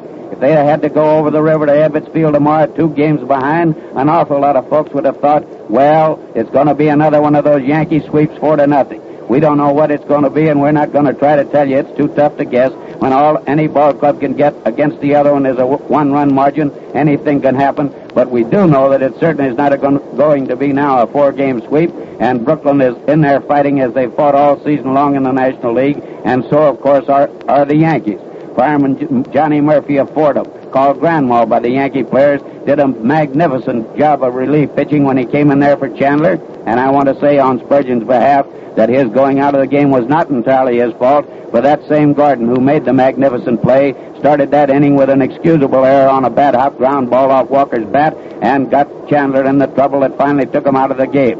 His one little weakness, if he has one as a pitcher, is a slight lack of control, and today it betrayed him slightly, but he was a good pitcher just as Davis was yesterday. As a matter of fact, when you're giving less hits than the opposing pitcher, you're pretty good. Or when you're even just giving as many as yesterday the Dodgers and the Yankees just got 6, well, then there's nothing to choose, and nobody can say that a pitcher certainly is disgraced if he pitches that sort of baseball. Chandler might easily have won this game, and Davis and the Dodger pitchers might easily have won yesterday's, and that's the way it goes along. As you know, they're now all even, Stephen. They go to Brooklyn tomorrow. They start over there. Wish I had some tickets for you, but don't know where you'd get those. Nobody can get any tickets for that ball game, and looks like you can't get any for any of these. I think this is going to be the greatest series of all time in the matter of figures, and of course you know today's crowd was 66,248 and $260,204 paid in. Now the Dodgers today were taking no chances on getting their signals crossed.